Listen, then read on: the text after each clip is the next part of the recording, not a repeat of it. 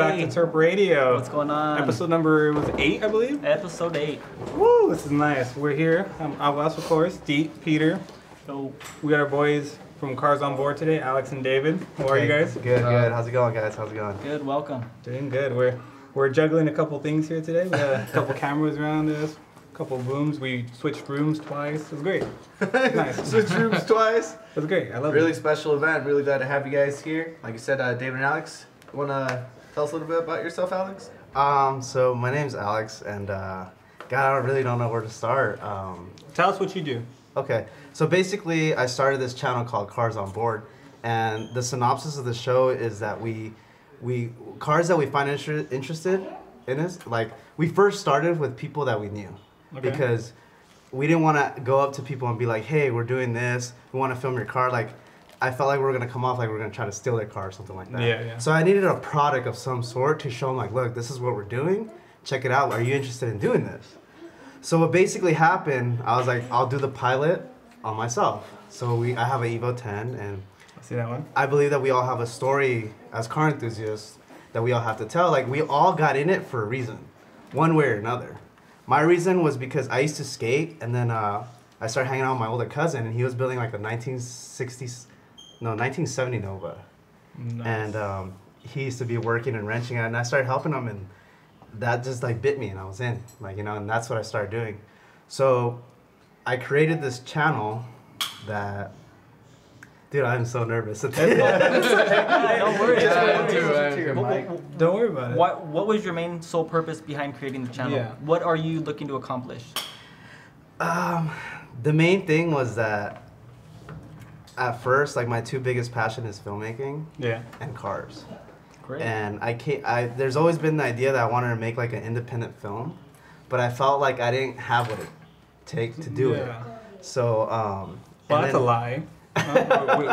Me and Peter were talking the other day about how great your videos are shot and just how badass they are. Yeah, dude. It looked fucking professional. Yeah, I was they are like, professional. damn, look at this. I wonder if you could shoot a music video for my band. Oh, no. Thank you guys, thank you. Yeah. But honestly, there's a lot. Like, I've been doing this for 7 years. You know, That's badass. I started filmmaking.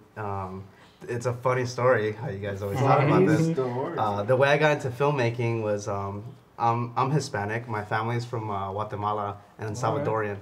And we got a little bit of English in us. And my mom, you know how your mom has, like, they don't speak English too well and stuff. And I got into Home Alone. You know, when I was a kid, that was a movie that I wanted to watch. Right. So I was like, Mom, for Christmas, I want the movie. So she bought me the movie. But not knowing that she bought a special, it was VHS back in the day. For the kids that don't know, there was VHS. Yeah. And she Best bought me porn this. was on that. And I open it, and I'm like, what the heck is this? Like, it was Home Alone, but it was a special feature thing where it was behind the scenes of making of Home Alone. What? And I was like, and my mom messed up. She just saw Home Alone, so, oh, me voy a llevar este, you know, this is it. You know what I mean? And so we put it in, I started watching, I was like, dude, there's people behind the camera? And I'm watching this as I was like, 9, 10 years old. Right. I was like, this is genius. Like, I saw a camera and, like, the boom mic that we're filming right now, like, people operating a mic. And I was like, wow, that opened my mind, dude. As a kid, just, like, sparked something. You know what I mean? And then after that, I was like, whatever, you know, I was going to school. I was into skating, like, a lot. And then the big thing as a skater, if you're a skater, you know, you would skate, and then you would buy skate videos, and that's the thing to do. That was You would sit there and chill with your friends and, like, trade videos and check them out. We got to the point where we started even recording our own videos. And I got a camera, and I was like, dude, I want to start filming my friends skate. And then from there, I was like, I need to figure out how to start editing this stuff. So my cousin Giovanni, which Awas is related to, he came up with the brilliant idea to go tape to tape. We were recording on VHS back then. Okay. So we were editing, like, we'll like play it, like, oh, here's where he lands the trick, and then we'll push record on the other VHS, and you would get that like that jizzle, but it was an edited scene. Like, you didn't have all these bloopers, and that's when we first started editing. We were doing this when we were like in junior high, like 7th graders. Damn. It's like it's awesome. like making the 8-track. So how long have you been doing this filmmaking stuff for the cars? For Cars Onboard? Yeah. Cars Onboard honestly started in it was like a resolution kind of thing. Started at the beginning of 2015 in January. That's good shit. Yeah. That's awesome. And you have your friend that helps you out. Yes. Yo, Yeah, David. this is David. Hey, Tell us a little about yourself, David. What's going on? Well, I mean, I got into filmmaking just like Alex, watching like CKY videos and Yeah, from back in the day. Yeah, exactly. And that just, I don't know, it's just all the behind the scenes stuff. Just and then he called me for Cars Onboard, and he's like, "Hey man, you want to help me?" I was like, yeah, I don't know. Shit, can we cuss? Yeah. Fuck, shit, cock, balls, Okay. dick. I don't know shit about cars, not like a lot, you know. So he just tells me like, "Hey, film like this titanium." I was like, "What?" He goes, "Just the hood." I was like, "Okay, just I'll film the hood or stuff like that." But you know, he brought me along for this adventure. And the funny thing about that is that now he sends me like photos of like, oh look, like the other day he sent me a G35 like all hooked up. Yeah. And he's like starting to pick. It's pretty cool. He's starting to pick up on like, oh, it has rims, it has exhaust, or Right. whatever, Parts, you know. yeah. And I it's just pretty think cool. I just think it would be a cool car to feature and stuff like that, you know. Yeah, so it's like, absolutely. hey, dude, what about this car? Like there's pictures on Instagram that I'll see like of people that follow us, and then just leave comments like, oh, you should do one on my car, and I check it out, I'm just like, that's a badass Maybe car. we should. Right? Yeah, maybe Yeah. we That's should. a badass car. And he's like, I tell him about the car, he's like, dude, I'm seeing that same car, like with that, what is that one? Which ones are that we're looking at? I don't know, dude. There's so many cars, yeah. The channel's been picking up so much that we get bombarded with stuff. And Yeah, I'm dude, like, I don't even I remember. went to your channel earlier this week. Don't be lying to them. I literally went over What's there. episode 2? Yeah. I think that's the. No, I don't know if that's the Evo. Yeah. The Evo. I think it's the 8. Which Or one? The or is it the 9? The Evo. The second video, I think it's the Evo. The second video is actually my car, the Evo 10. The 10. Yeah. No. But there's an Evo after that one, right? Yeah, that was my cousin. Yeah, that one. Oh, I went The Evo- straight to it's that a video. Evo 9. The Evo 9, right? The special edition. Starts off with the auto glass shop in the front. I think so. Yeah. Yeah. I went straight to that. That is my dream car. That one and a Skyline. Honestly, I don't even think he drives it around much anymore, huh? No, as I tell him all the time, I bust his balls and someone's a garage queen, he gets pissed off. Because it's true. How long I remember every time I talk to him, it's been like, he's like, dude, it's been like 3 months since I moved it, or it's just been sitting there at the shop. I'm just like, Does he want to sell it? I'll give him this though. Like the dude does like track his car. yeah, he does. And he got into drag racing, and I was like, dude, that's like, to me that's not fun. Like not anybody, like you have to have a reaction time. But I don't think it's interesting for what Irwindale Speedway is not a quarter mile, it's an eighth. Yeah. So You're running like 12 seconds max, you know. Right. And it's like, that's not, I don't think that's fun to me. And then I showed him, I was like, dude, you need to start tracking your car we go to Willow Springs. It's actually I'm the familiar. fastest racetrack in California. One of the Really? fastest. What? Yeah, it's pretty crazy. Like we averaging over 100 miles an hour the whole time. Yep. Damn, that's awesome. That's ridiculous. That's I awesome. didn't even know that. How did you come? I saw your video, but for those that haven't seen the video of the Evo 10, how did you come across buying the Evo? Like, if you want to explain to how you got your Okay, Evo 10. I used to drive the first import car I bought. I was gonna actually talk in a segment called "My First Love," so it's like now. Oh, okay. alright. Okay. So my first love. So what is that? Always tell us I don't understand what that. Well, like your first car that you fell in love with, or just a car that you love the most. Now? Yeah, now or throughout your whole lifetime, what was the car you loved the most? This is gonna sound super like a wuss, but it's the all-around best car I've ever driven in my life. I'm gonna say the facts why before I even say what car it is, because you guys are probably gonna laugh at me. So you're a Camry, right? No, I've It's a had Nissan Sentra. I've had a lot of cars, man. Like a lot of cars that I've driven, fast cars and great handling cars. I've driven Porsches. I've driven a Maserati. I've driven Evos, 240s with SRs, like all kinds of stuff. And if you follow Matt Farah, he always says he's a guy that does a lot of video. He's very involved in the car scene. He says the same thing, and it's because this car that I'm gonna say is one of these cars that the control and the suspension of that car overdoes the power of the car. So you can go through turns. I used to take it to GMR and be able to full throttle through a corner and grip. Obviously, I upgraded the springs and I got stickier tires. Okay. And this car, this car is amazing. But the thing that sucked about it was like the scooter. It's like it's fun until someone catches you driving it. Right. And the car that it is a Mazda Miata. Hey, dude, there's nothing wrong with that. We know actually That's we know a awesome. lot of people that love Miatas. We have a guy that I think he just stuck with Miatas his whole life. Tell you the truth. Those are the 2-seater, right? Yep. Yeah. 2-seater. Actually, You know what? I was actually thinking about swapping the SR into a Miata. Blunt he has. Because I've had the 240 for 4 or 5 years now. Mhm. And at the shop where I originally would take my car to get worked on, he was throwing an SR into a Miata. And that completely blew my mind. I was like, no way. And just hearing all the information, blowing Corvettes out of the water. These cars are Right. incredibly light. Well, funny thing is that people actually are putting, if you know what a Mustang 5.0, like the 80s notchbacks and Yeah. the fastbacks or whatever they're called. I'm not really a Mustang guy, but the 5.0 motors are getting swapped in those, and they're just beasts, dude. Wow. Beast cars. That's incredible. Yeah. But the thing with that is, like, I think that car, it works because of I'm pretty sure an SR is a lot heavier. If people that don't know what an SR is it's a Japanese motor that came in 240SX, the 240SX. And in Japan it's called a Sylvia. And there's a 180SX which has a different motor. And this motor is a 4-cylinder turbo, and stock probably has, 180 horsepower? Yeah, 200 horsepower. Compared to the motor that we have in the States, it's a NA, it's a KA24, and then there's a single cam. I don't know, what do they call the single cams? It's the K single cam? Single camera jammers, yeah. Yeah. That's the one that you used to have, right? Yeah, So you started off. yeah, they're KAs. Yeah, and KA24. those are like at 120 horsepower or something like Yeah, that. like 150. And I don't know if you know this, but basically that motor was a truck motor. It came in one of our, from what I've heard, I don't know if they're two reliable sources, but I've heard that those were constructed to be for trucks. And then they didn't want to put turbo motors on the American version because Americans thought that the turbo motor was too much maintenance and that we wouldn't buy it. Really? Yeah. That's new information to me. Yeah. Yeah, wow.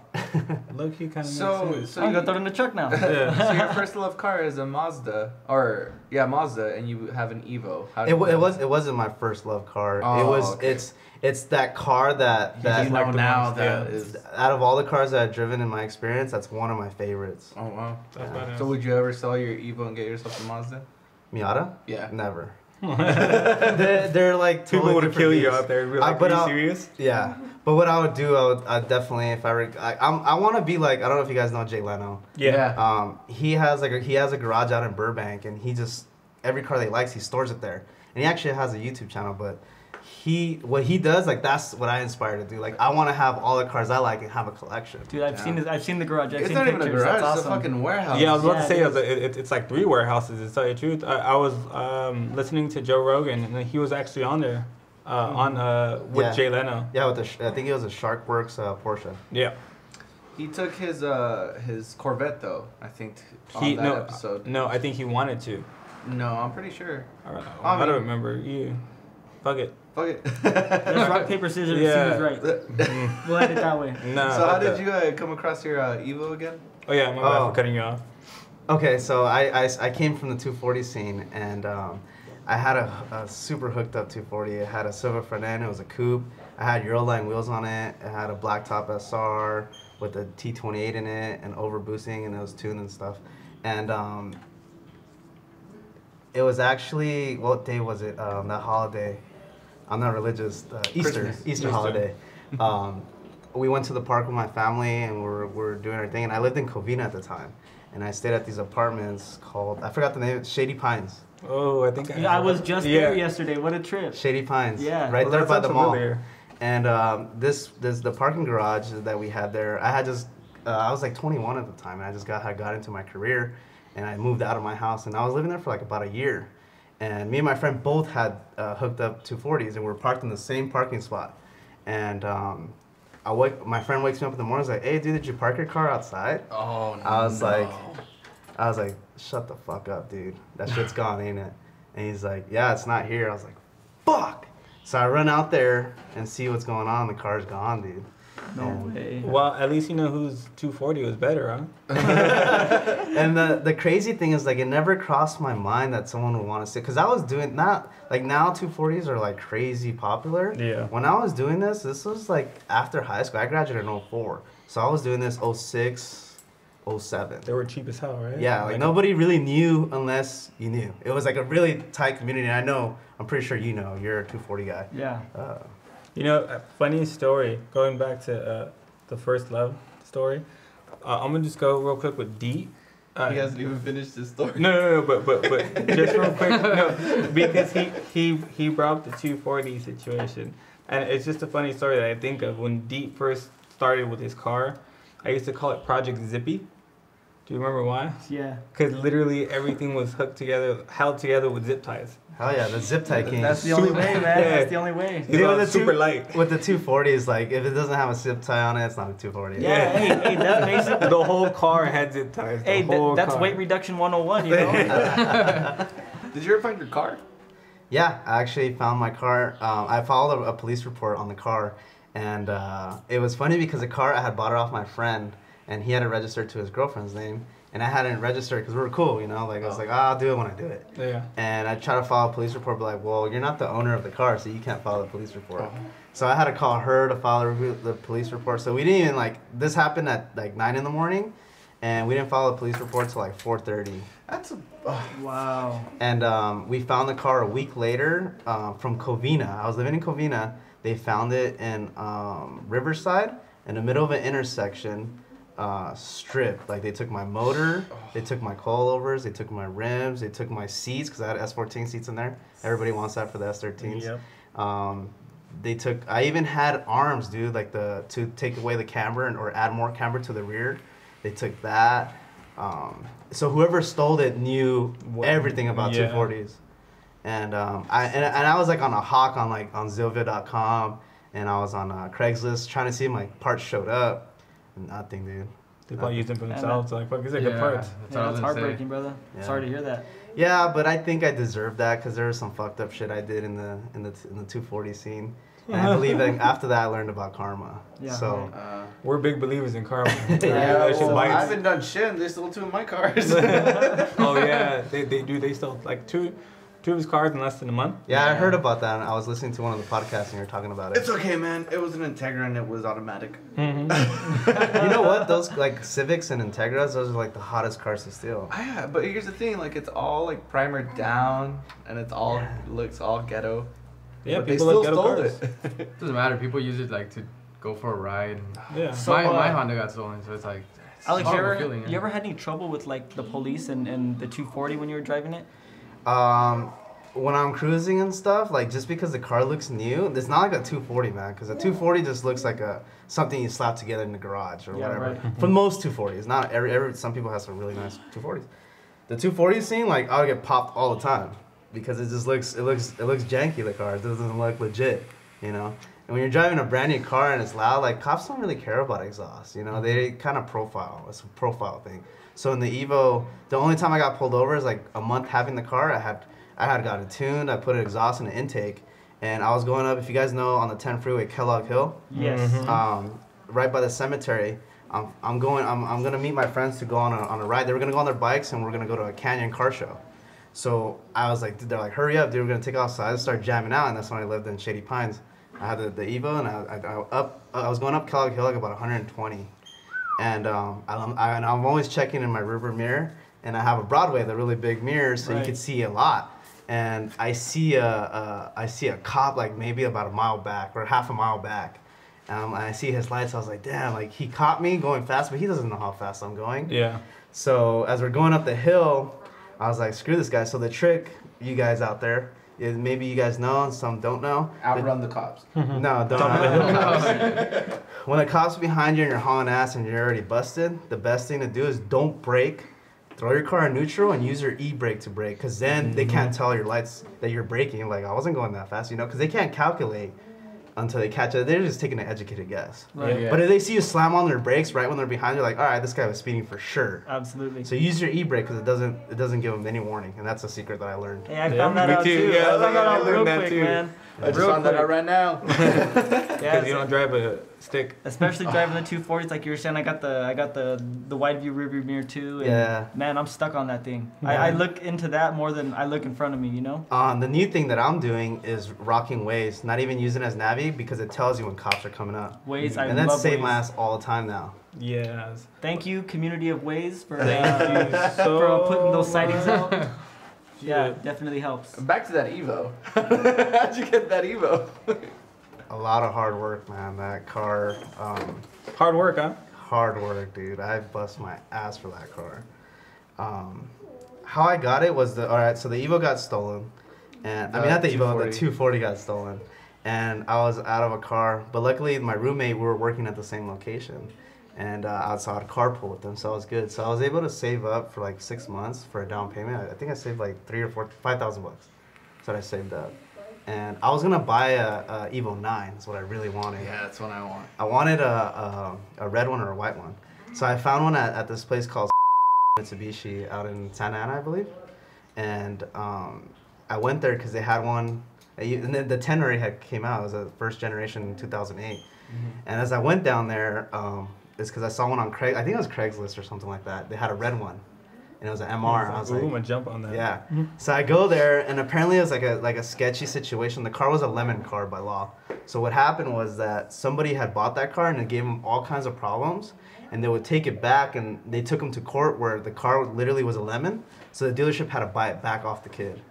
And it was sitting there, and then they were trying to resell the car as a lemon car. But the rule with that is that you can't finance it. You have to buy it cash. Okay. So the car was like cheap. It was like $18,000 at the time. I was like, dude, that's cheap, you know? And I went there like, oh, you have to buy it cash. And I was trying to finance the car. I wasn't trying to buy it cash. Yeah. And then they're like, hey, have you driven the Evo 8? I mean, the Evo 10. I was like, no, but it's too big for me, man. I want the 9. And they're like, well, let's go for a ride. I was like, all right. So I go for a ride. Dude, I was blown away how good that car handles. Like, you just drive in a straight line and just go left and right on the steering wheel. You can feel how tight the rear end just follows. Like, it just follows. It's crazy.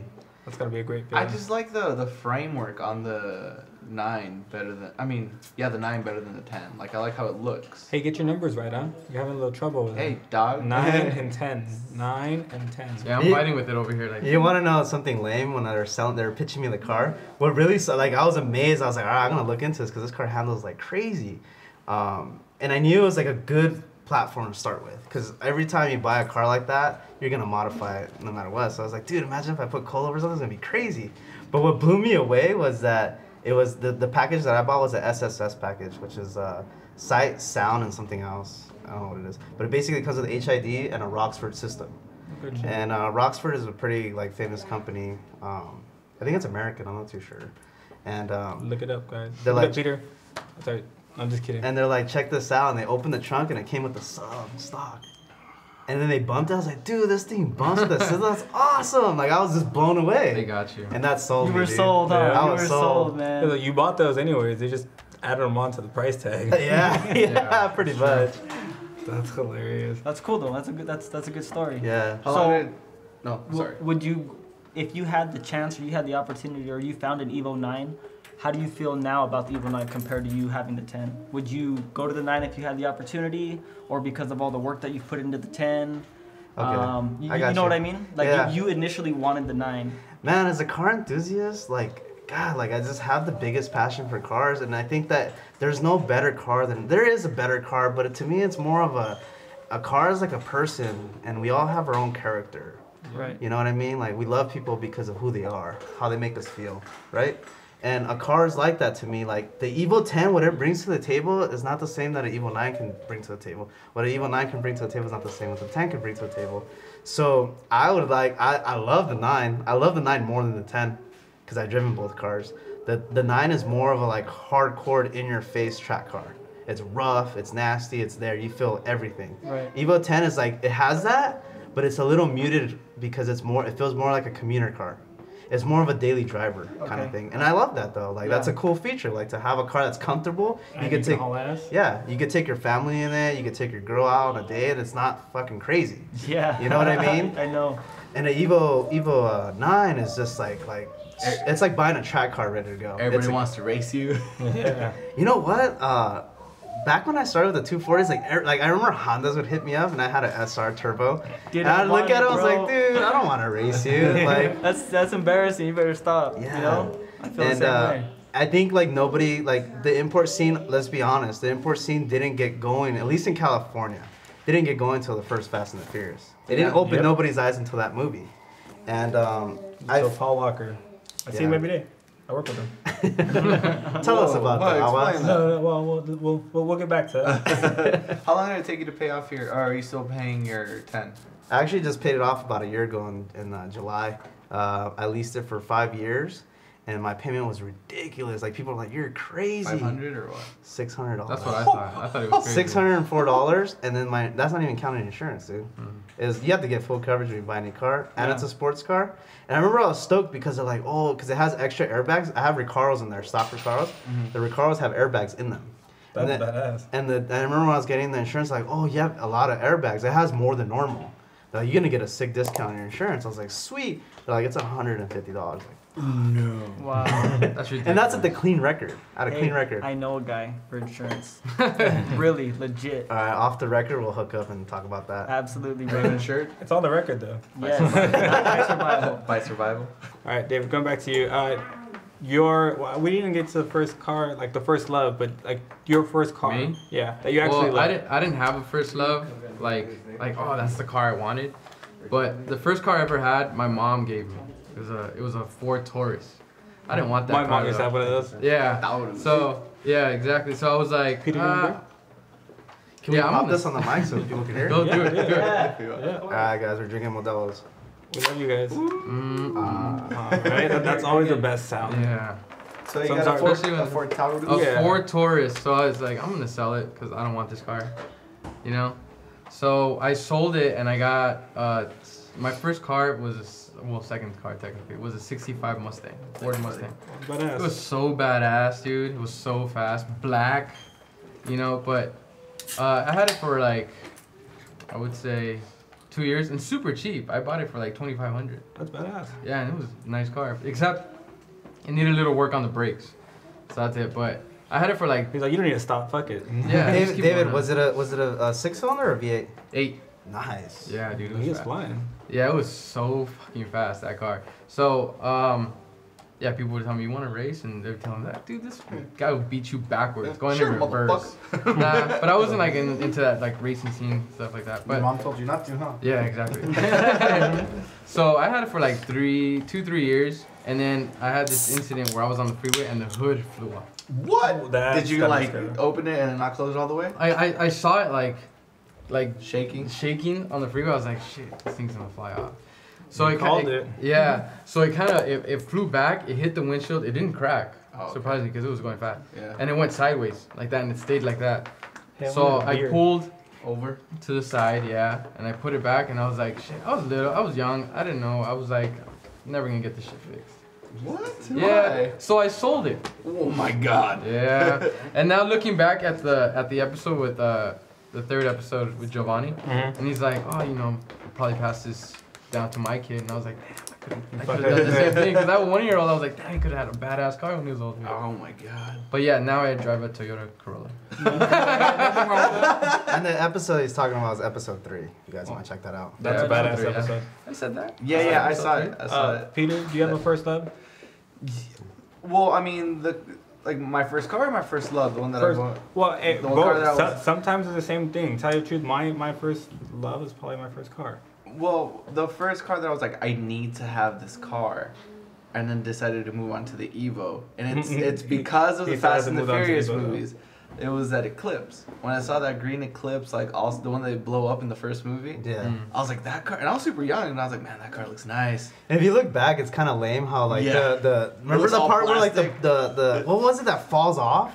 It was like the floor pan. Yeah, the Yeah, floor. I was like, yeah, what is yeah. that? How does that even happen, right? It starts shooting up. And all the little things. Yeah. Like, Yeah. what? And then I saw that car. I'm like, that car's nice. And then they blew it up. I'm like, they could have just donated that to me. But yeah, and then I saw like a couple years later, I saw an Evo. I think it was like 2006. It was a red one. I saw it when I was working, and I saw it like just driving. I was like, man, that car is nice. And then later on, when I saw the Too Fast, Too Furious, Mm-hmm. they had that like lime green Evo, and I was like, that's the car I saw. Like it's that was. That was when you found love. I was like, man, I second need it. Fast and Furious. Yeah, and I still haven't gotten one, but I'm gonna get one. But Do it. the first car I did have, a car, not truck, was the Acura RSX, and I totaled that car. I think I explained What in a another. loser. In That was podcast. like one of the, I believe it was one of the first production cars that came with the 6-speed like stock. Yeah. That was like blew my mind. Like I didn't know anything about cars back then. I was And like, wow, it's a well, 6-speed? I got it cheap because I think the engine and the transmission were failing, so I got the car like in a little less than $2,000, and then I just put in a new engine and a new transmission, and then 5 months later, I crashed it. Man. And did you like what was that car driving in 6? What I meant earlier, like that was the first car that think it was came with 6. stick.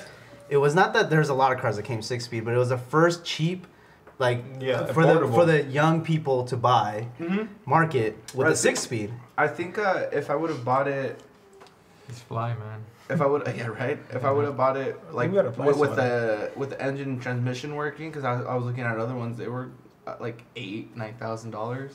They weren't that expensive. My question that I have is like that car on the freeway. What was it like driving in 6-speed? Because I was always curious about that. I never got that high. To be Really? honest. I never really was into the racing, like racing the car. I like going fast. I just couldn't go that fast because I'd freak out. I don't know if that makes sense. Another thing that I learned, my dad taught me this. The first thing he taught me as I was driving, is that whenever you drive a car and this is for the fans on TerpRadio and Cars Onboard, and it's gonna save people's lives if you think this way. And if you think about it, it makes sense. When you're driving your car, don't look at the car in front of you, like fuck the car in front of you. Look at 3, 6, 7 cars, 8 cars ahead of you. That's what I do. Because you will realize like it all trickles down, and if you see it before time, it's like what I do in my life is like I talk to people that are very successful and people that are not, and I get 2 good things about them.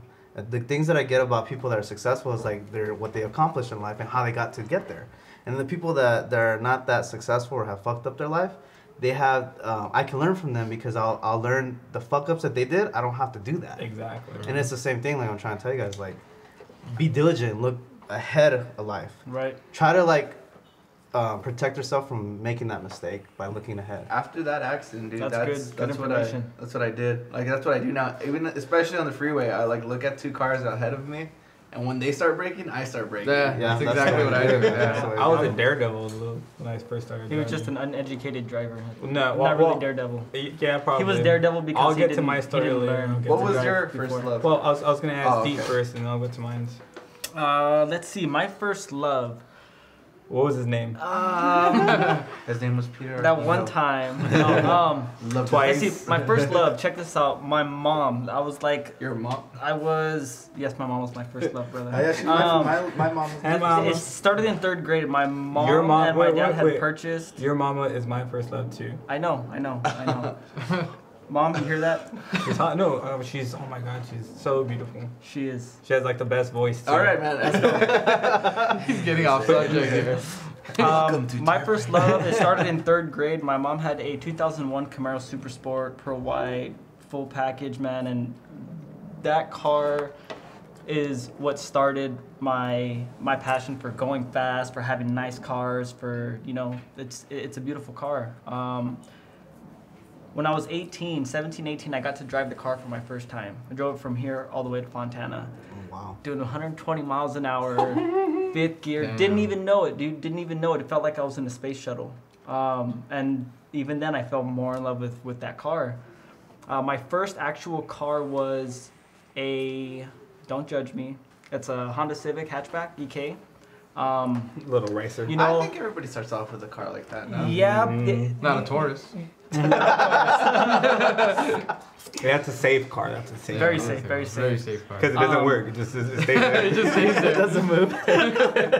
I started off in the Honda community, and shortly after went to my Nissan 240 for the simple fact and reasons that you said. It feels more like family.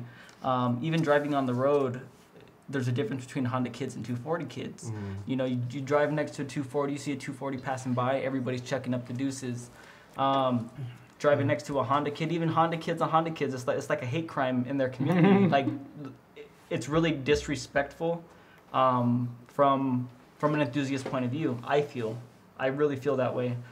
But that's what made me make my transition to the 240 life. Yeah, what's crazy is that people that are not car enthusiasts or car people, like if you got your drifters, you got your track guys, or you got your guys like there's cliques, like little, like everybody's in their own little thing. Like I was the freeway guy. See, there's freeway guys, there's Canyon guys, even like Nissan guys, and there's Ferrari guys, there's Porsche guys. They all have their own cliques, but we all meet together for the passion of a car. Yeah. And what's crazy is that different cultures, I call them car cultures, like the 240s scene, to me, they're mean, like super mean people. Like on the forums, they're always like bashing you, like, dude, like, why you gotta be negative, you know? But I think it's because the 240 scene are more children, more kids, you know, younger people. And then when I went from the Evo to the Evo forums, like, they're so nice, dude. Like, it's crazy. When you see another Evo guy, you have this, it's so tight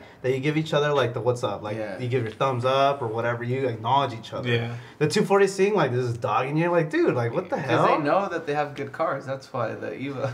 I just think they're old, like to buy a 240 you have to be an older guy, more mature, have your career set already, doing your thing, you know. One of the cool things I saw one time is I was skating down the street and there was an Evo 10 going one way and then an Evo 9 going the other, and they saw each other and they just started revving like super loud but going like still like slow, and they just passed each other like just to like, I don't know if they were just like saying hi or probably, but it like it like shook my like inside. I was like, oh man, like I could feel the power of the car. Like you were hitting them up. Yeah, right. Yeah. I you know, I always thought like, you know, only gangs do that. You know, but every clique does that. Yeah, but I have a friend. He skates, and some dude comes up to him. He's like, kickflip. What the fuck? Yeah, he's like kickflip, and he kickflip. He's like, all right, and that's it. I was like, dude, did he just hit you up? He's like, I don't know, I just did the kickflip. Really? Like yeah, that? I could do it. Fuck it. That happens, dude. One time when I used to skate a lot in high school, we went to the what is it, Pico Rivera skate park? What is it called? Is it starts with an M? It's in Pico. Who cares? Well, anyways, we're skating there and we're on top of the half pipe, and some dudes just walk up. It's like, locals only, motherfucker. And I'm like, what the fuck? It's like, yeah, locals only. Get out of here. And then I was like, fine. I didn't want to fight it. I was like, I'm out of here. Like, hell no, bro. I'm not gonna. For what? Why? Yeah, why? Yeah, you guys have all seen that. You guys have all seen that video where those skater punks try to mess with. He's a pro skater. Mike something, that white dude that beats up those 5 kids that fucking with them. That dude's a badass. Yeah. Have you guys seen the video of like this little white boy? I think they're like white kids like skating in front of a high school, and I don't know where they're at, and there's like 2 like Mexican dudes, cholos, roll up on them.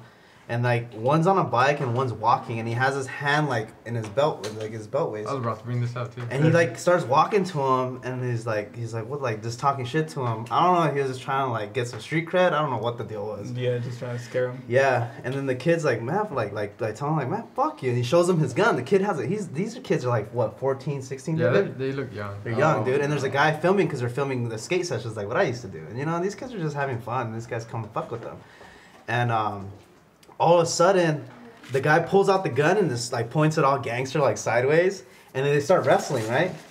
Something like that. Well, the guy, he's like pointing at him, and you tell the story. You probably know better than I do. Well, he's like, dude, like stop. Like he was like, oh, that's not recording. No. He was like, stop, like chill, like, and he's all acting hard because he has a gun. Everybody with the gun acts hard, you know. Yeah. And he's like this and this and that. So whatever, like I guess he pushes his arm out of the way, and he starts punching him, and they start. Like, once the other skater dudes saw this dude fighting him, they all came and started attacking him and jumping him. Bam, bam, hitting him with the board. Yeah, I remember that. And now he's like, he gets up all dazed and stuff. It's like, dude. That's crazy. That's trip, crazy. Yeah. That's fucking stand up. People will be people. Yeah. That's what it comes down to at the end of the day. You know what? You just gotta find your group. What were we talking about? Shout out to the shooting that happened, actually. In Oregon? Yeah. Oh, yeah. That was crazy. Yeah.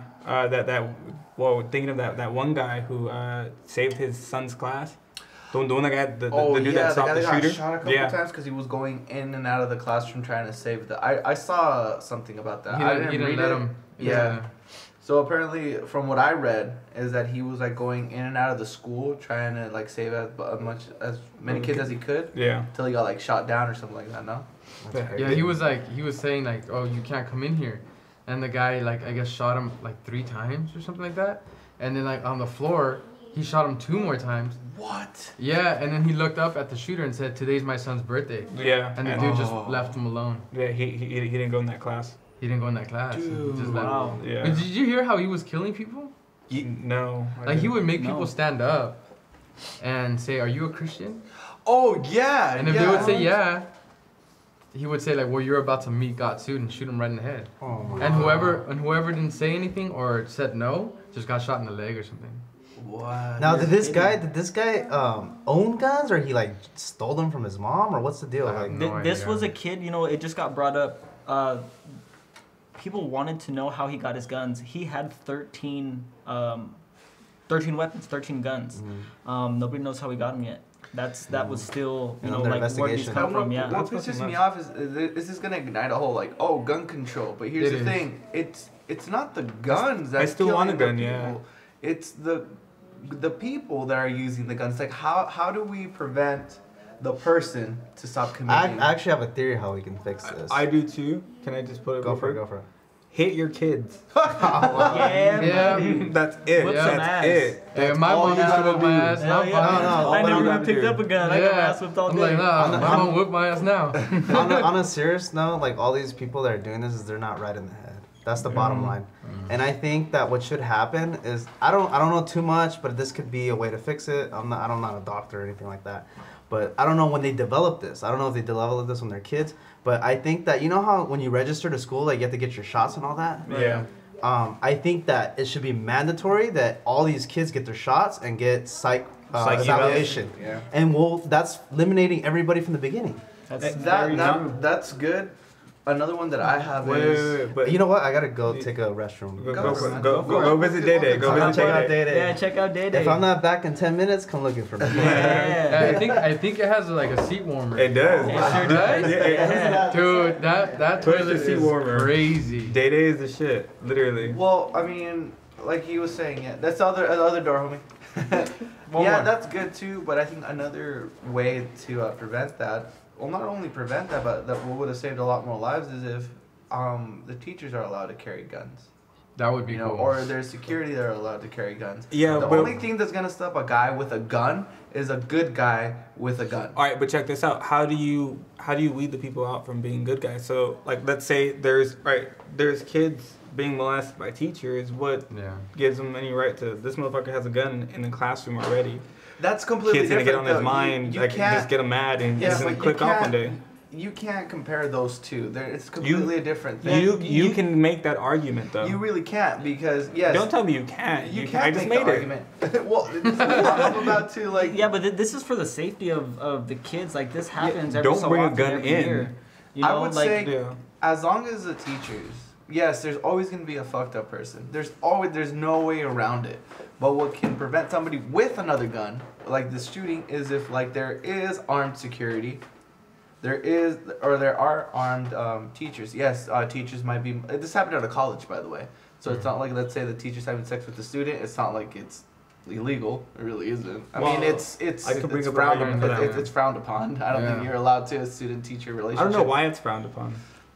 But I'd give the little kid props, like, hey, bro, well, I mean, turn the good shit. turn the scripts around. If it's a guy having sex with a girl, a guy teacher having sex with a girl She's student, such a slut. right? There you go.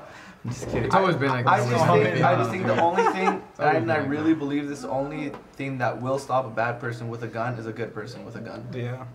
And you can only hope for the best. That's it. Because let's say we outlaw guns or whatever, Mm-hmm. they're not legal, you can't get them anymore.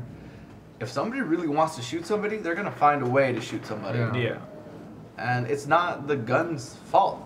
And that's like, oh, gun control. No, that's what he said. Let's find a way to be able to weed out the person. And that's a great thing. Like, I would say teachers and armed security with guns, and also a psych evaluation. Yeah, well, I was going to bring up a good point. If you bring up kids that have psych evaluations, that means you're creating more jobs too. That's And- very true. Yeah, That's very and true. that'll help out the community way more. Yeah.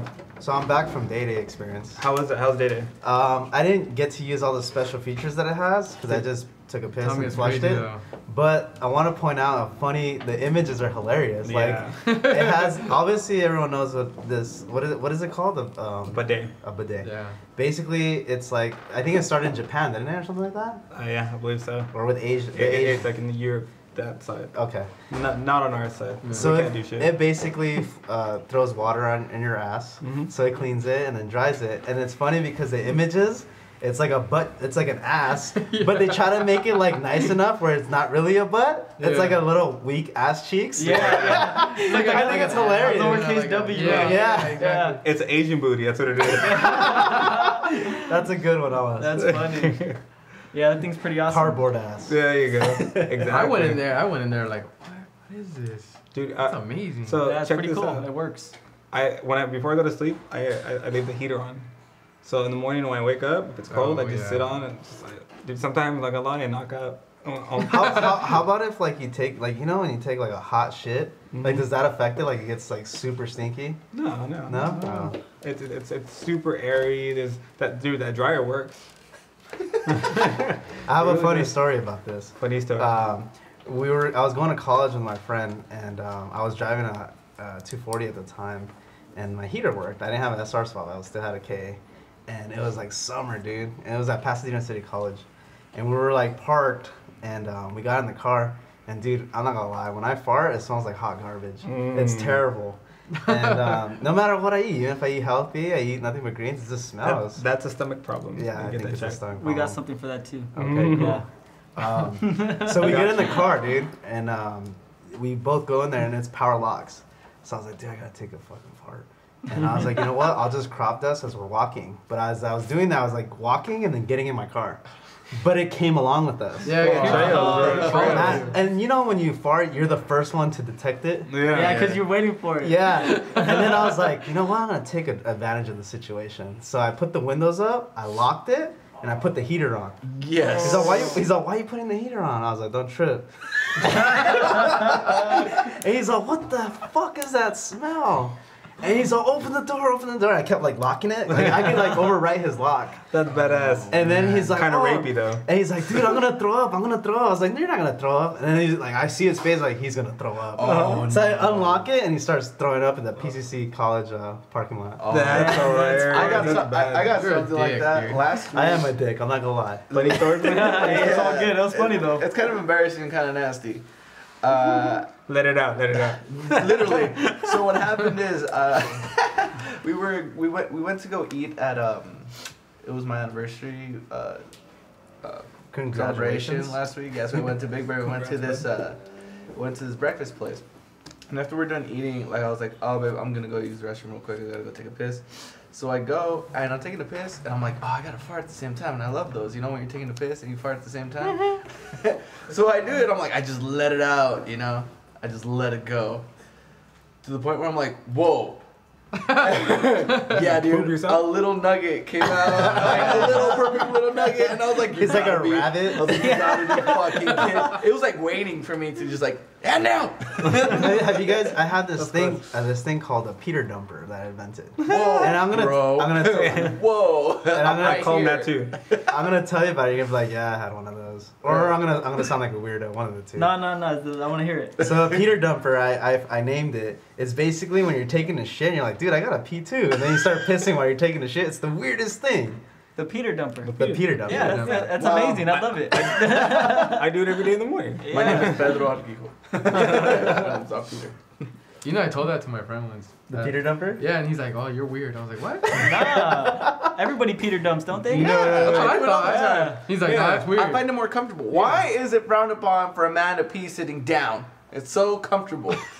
Well, pee and poop. We're talking Yeah, pee like and poop. what happens is Pee you're and taking a poop. shit, Yeah. and then you're like, hey, I gotta pee, and then you pee. See, Yeah, princess. I've never sat down and peed unless I was pooping also. Yeah, that's what I You meant. know, I'm not that's just what you like, meant. That's what I meant. And the guys. funny thing is that you all have to like hold your dick down. Like, don't touch that dirty ass. that's so funny. Oh no.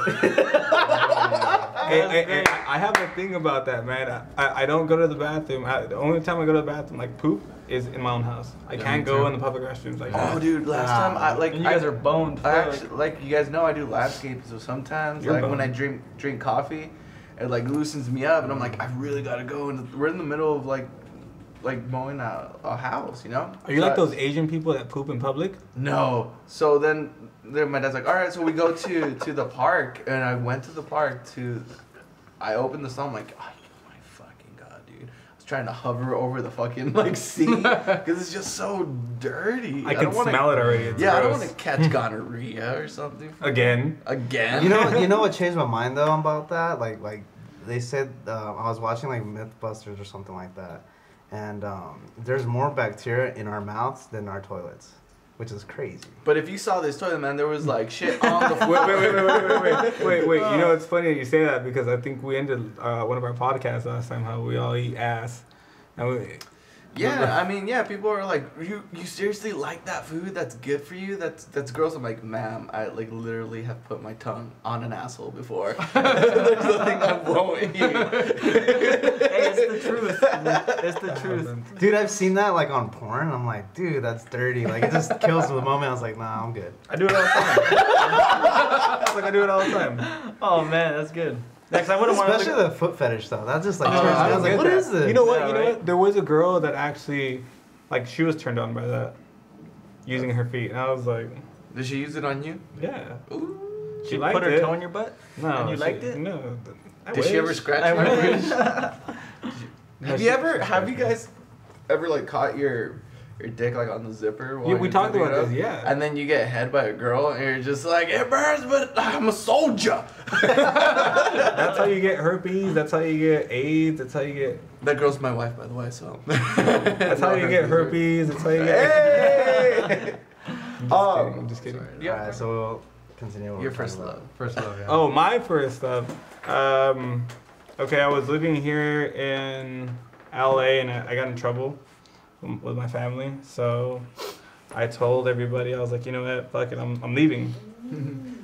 I moved to. I'm moving away. I moved. I went. I didn't have a car. I didn't have a job. I was literally just fresh out of high school. I didn't know what to do. I was like, fuck it. So I went to San Fran and I started working for C's Candies.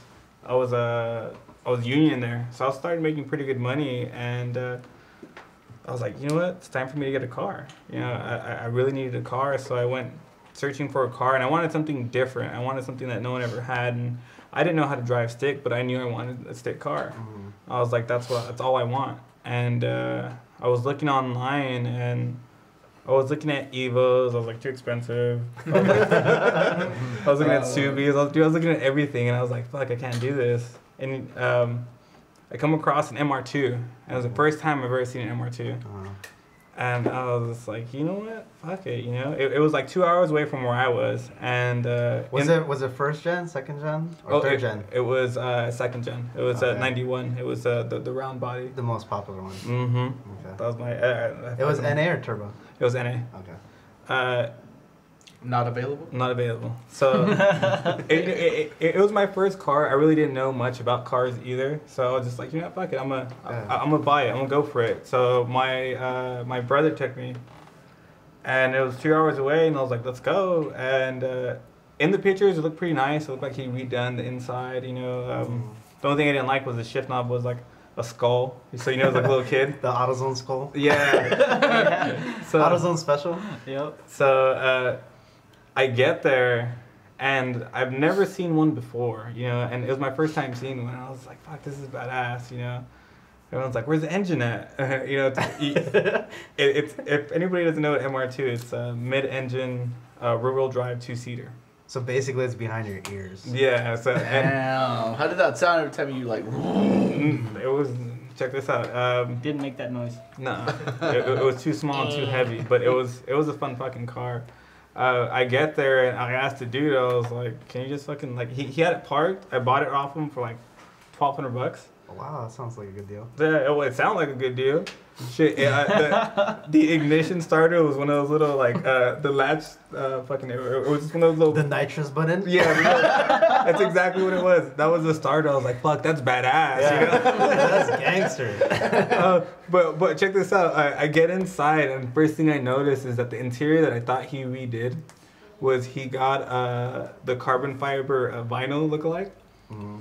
But it was just textured. It didn't even have the clear over. Okay. And he went over with red on the vents and black on the rest of everything else. And which it kind of matched because it had the little, that one steering wheel that everybody has, the red and black one. Yeah. The small one. It's like a little cheap one. So I was like, fuck it. Like, you know, can you put it in reverse for me? He's like, yeah. And he brought it out, and I was like, fuck it, I'm driving away. And I've never driven stick before. And I was driving away. I was like, fuck, how do I do this? So I got in it first, and this whole time I'm thinking like, fuck, I suck at driving, you know, because I get into first and it starts taking off, and I was like, oh shit, like, all right, here we go, fuck it. Course, first thing I hit is a bump. Of course, I don't slow down. I don't know how to fucking slow down, so I just, doof. I was like, oh, that didn't sound good. Bottoms out. Bottomed out like twice. I was like, ah, you bitch. Finally get out of the parking lot, and my brother's right behind me. Okay. And I'm going, and I turn on the car.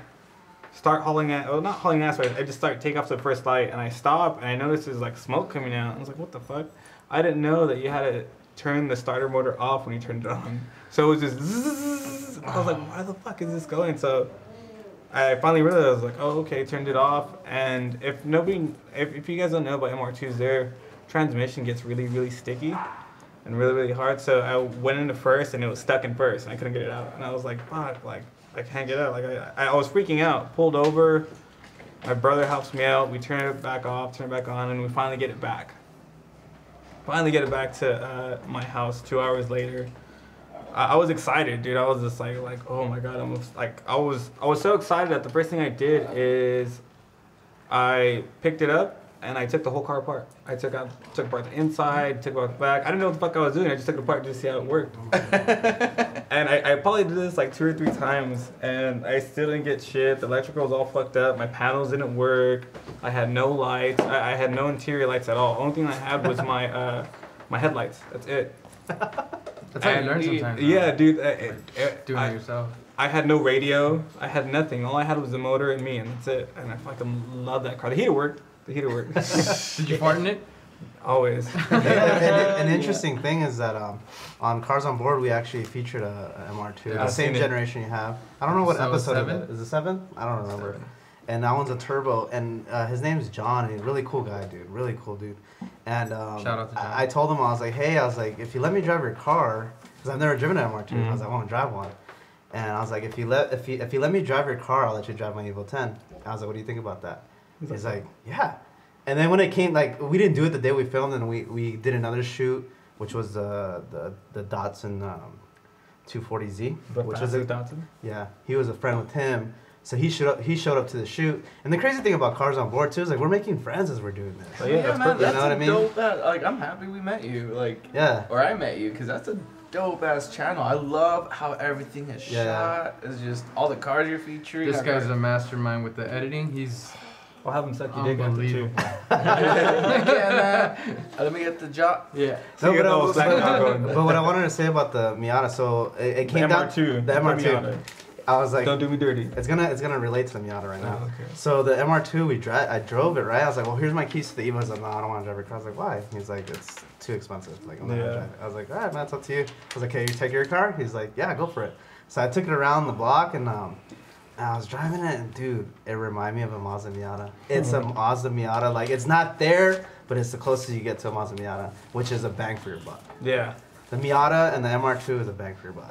That's why I love that car. Actually, I ended up, so I moved, I told everybody, like, I'm not coming back till I get a car. So my job was seasonal, and I was coming back for Christmas, and nobody knew. I told all my friends I'm gonna come back with a car. They didn't believe me. Again, nothing worked. I just had my headlights, and I decided to leave at 3 o'clock in the morning. I was like, fuck it, I'll get no traffic. My car won't overheat because it was overheating a little bit. I swear, like, the Frisco drive to California is like the longest drive ever. Check this out. I took off, and at the time I didn't have a cell phone, so my grandpa was going like maybe 5 days later because he lives up there too. And I told him, like, can I use your GPS just to get back home? Because I didn't fucking know what to do. It was fucking like 19. And I was like, all right, I'll do this. I leave 3 o'clock in the morning. I start hauling ass. I don't know how fast I'm going the whole time because nothing works. Nothing fucking works. So all I know is every time I'd reach a patch of fog, like it was one of those mornings where you can see like patch of fog and then it would be super clear and then another patch of fog. Oh, that would suck. I know what you're talking about. No, it's actually my favorite thing. I'd get up to a patch of fog and I'd turn off my headlights. And I just gun it. If I'd see lights, I see lights. And I just fucking gun it as fast as I could. And as soon as I get in the clear, turn my lights back on and I'd cruise. And I got to LA because I stopped at my cousin's. I actually stopped at Giovanni's, their house they're at now. Okay. I stopped there. First place I came back, I got there in 4.5 hours. Oh, wow. And I didn't get traffic and I didn't see a cop until I hit Six Flags. And as soon as I hit Six Flags, that's the first time my car stalled. I was like, oh. Oh, by Ventura? Yeah, but I got it back and dude, that car, it gave me so much trouble. It was hard to drive sometimes, but it was honestly the best car ever because I never knew how fast I was going, but I knew that I can fucking go fast if I kept on going, as fast as I could. Like, when I was a kid, I was terrible. I was hauling ass by cars. Dude, talking about hauling ass, I drove the 240. This is my second motor, my second SR that's in the car now, the 240 now. This is the fastest one. My first SR, okay, recently, I took it up to Oregon. I did a round trip to Oregon and back in 22 hours. Okay, that's 10 hours there, 10 hours, but it's a 10-hour trip. Okay. On my way there, I was chilling, just driving up there. I was with my buddy who I was dropping off at the time. Well, I ended up wanting to come back, but when I got up there, stupid me, I'm not knowledge to the point to where I would know that I need to check the oil every couple hours, So I'm boosting up there, all the way up there. I get up there and I start hearing a knocking. I'm like, oh shit, so I check the oil and there's no oil in there. I put oil back in the car. I start driving back down, and in between here and Oregon, there's probably about 700 miles of open road. And I don't think I've ever gone that fast in my life. There was people going 140, 150 miles an hour, on a 2-lane highway. And I ended up leading the pack. I ended up getting in front of all these people just because it's so much damn fun to drive a boosted car. And I've heard, I had a friend that came to our high school that was from Oregon, and he made the trip from Oregon to California. I heard that it's like windy, super windy roads. Is that true? No. No? Okay, not he lied true. to me. It's a large 2-lane highway on each side. There's probably like a 200-foot divider in between the freeways, and it's just a 2-lane highway that goes all the way up there, all the way back down here. But he told me that was like mountains, like going uphill, downhill, something like that, or no? No, the only mountains that I went on was when I got over here up to Victorville, when I went through the pass up there. I think your friend's a liar. I think befriend him right now. We gotta debunk a lot of people today, huh? And then in Oregon, once we get into Oregon, that's where the windy roads start to happen. Once I'm already past the Oregon border, like you're literally driving in between two of the largest mountains I've ever seen in my life, and there's one road going up to the other side of the mountain. Wait, so what was your mission going to Oregon? I was dropping a buddy off up there. What? Yeah, he asked me for a ride, and I was just like, dude, I've never been to Oregon. Let's go. Like, I got my car, it's running, I'm down, and I was down, and I blew my motor within the next 24 hours. That's a true homie right there. Wow. Mm-hmm. Yeah. Was that a red top or black top? It was a red top. Actually, the one that I have now is a black top. I just like the red top so much that I left it on there because I get to polish it up every once in a while. The basic difference is that red top was an earlier motor, and then the black top came a couple years, I think 2 years later. Right. And usually when you go buy, like here in the States, like we talked about earlier, the SRs don't come in the American version 240s, so we swap them. And it's always better to buy the black top because it's healthier, has less mileage, it's newer. And that's the differences. Okay. Yeah. Yeah, that works. I was gonna go off into horsepower, and I was gonna go off into Quick years. tiddly bit. You kept it easy. Yeah. There you go. Thank you. What do you guys think about did you hear about Volkswagen? Yes, I did hear. I just heard about this last night. All right, so explain to the listeners what's going on with the Volkswagens. You heard about it. Explain to me. I don't know what's going on. So, I mean, correct, like he said, correct me if I'm wrong, but what I heard is that they installed a chip in their vehicles that can test when they're getting smogged. It wasn't a chip. It was the ECU, which is the computer, the brain of the car.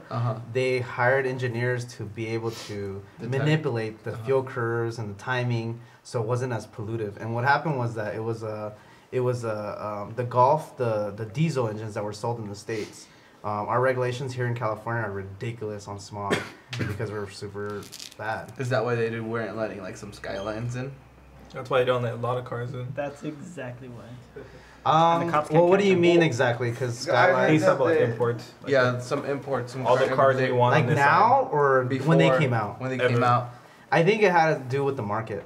Oh. Yeah. I think that Americans are weird, dude. Like, They like muscle cars. They Yeah. don't like. Yeah, like- stupid Americans. that's what it all comes back to. Fast and the Furious. It opened everybody's eyes to be like, fuck you, American cars. Our 4-cylinder will whoop your fucking Corvette, your buddy. Camaro. We'll whoop your ass. Yeah. you know? So back to the Volkswagen thing. So they were like getting smogged, and they were not putting up the numbers that they were originally putting up. I think it was was it 8 times or 80 times more the emissions? I don't remember. It was like 40 something times. It was something ridiculous. Yeah. And so now Volkswagen is in like a pickle. I think they're fucked, dude. They're recalling all those fucking cars. Yeah, but Volkswagen owns a bunch of different companies too. Yeah. Doesn't Volkswagen own I think Porsche? No, it's Lamborghini, Maserati, Ducati. They own like 10 or 15. Damn, they're so fucked. Mm-hmm. Those damn Germans, they want to kill us with smog, just like they killed Oh, you knew the Jews. Damn. I knew that was coming. There's a joke in there somewhere. So get it. Oh, and I wanted to talk a little bit when you guys were having the debate about Paul Walker and this lawsuit. I was listening to you guys on the last I heard that podcast, too. Sure. and I think it was Dietz. He was saying that like you were saying that they have a case because they didn't put the traction control on. Yes. And my argument on that is that every car that comes out of when they sell a car, they have to go through this extreme like safety stuff. Like if the car at the time, maybe now it's like by law you have to have traction control because of Paul Walker or whatever. But at that time, like they were able to sell it because it passed all the regulations. So honestly, I feel like they have no case at all. Really? Okay. And the theory that I don't know who was that had the theory that the lawyer's trying to write them for money. Dude, I think that's the whole deal with that. Right. You know, it usually is about money. But I did read the article, and yeah, there's two sides. You know, I don't side with either or, but it Right. does make sense. You know, it makes a lot of sense. A lawyer's gonna go and pick into anything that he possibly can. Totally. Yeah. And then I read another. It was funny that you guys were talking about because the day before that, I was reading it. I was like, I don't know why, but I was like, I want to find out like whatever happened to the Paul Walker case. Like, see if anything new stuff. So I typed in Paul Walker accident and stuff because it really bugged me, man. Like I don't know. I was trying to figure out. I was like, how's that these dudes crash, and that the guy that was driving, Rogers or whatever his name was. He's a pro driver, right? Yeah, he's a pro driver, and they crashed. So I was like doing research and like just looking stuff up. So I came across this article, and I have a theory of why they crashed too. Illuminati. Yeah. Yeah. But I saw this article, and you can look this up, Pete's. Some guy claims that he found the sunglasses that Paul Walker was wearing the day that they crashed, and he put them up for sale, which What? is crazy. Yeah. And the I heard that actual fire extinguisher that they used to turn off. But didn't they take that down? They did take it down. Like You have they- to it's like you authenticate can't- that. Yeah, it's Yeah. like you can't do that. I think it's totally bullshit because like you look at the glasses like, and they look like someone like just took like a torch to them. It's like that's fucked up, bro. If you did Yeah. that, you're a fucked Wow. up person. But I also heard they super took fucked like pieces of the tree and tried selling that too. What the I fuck?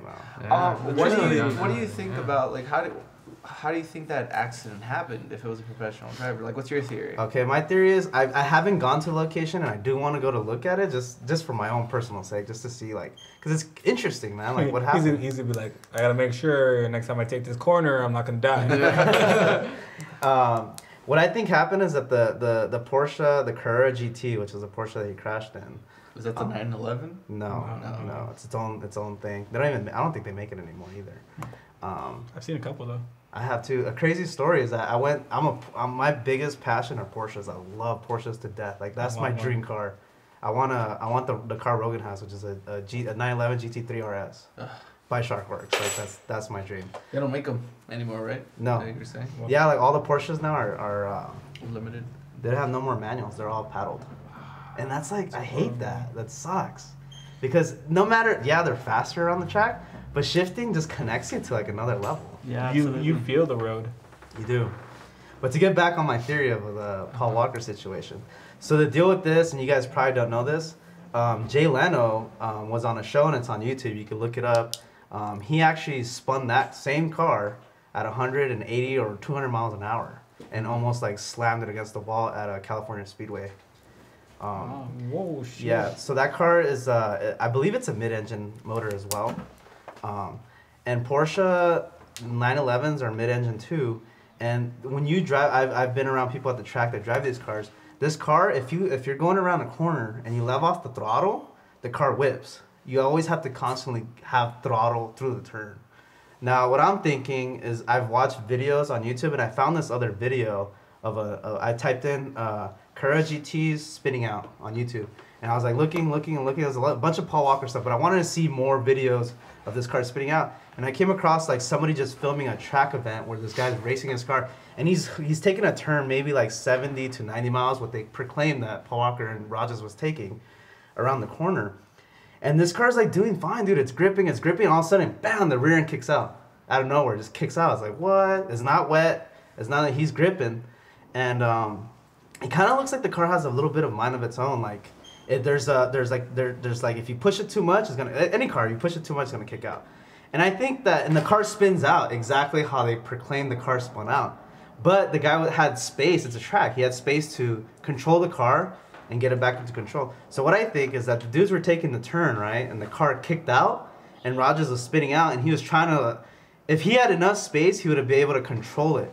But they were in a place where there was only 2-3 car lanes width. Yeah, it's a regular street. And there's no stopping you from spinning out and hitting a tree. And that's, I just think that if they were spaced, it would have been fine.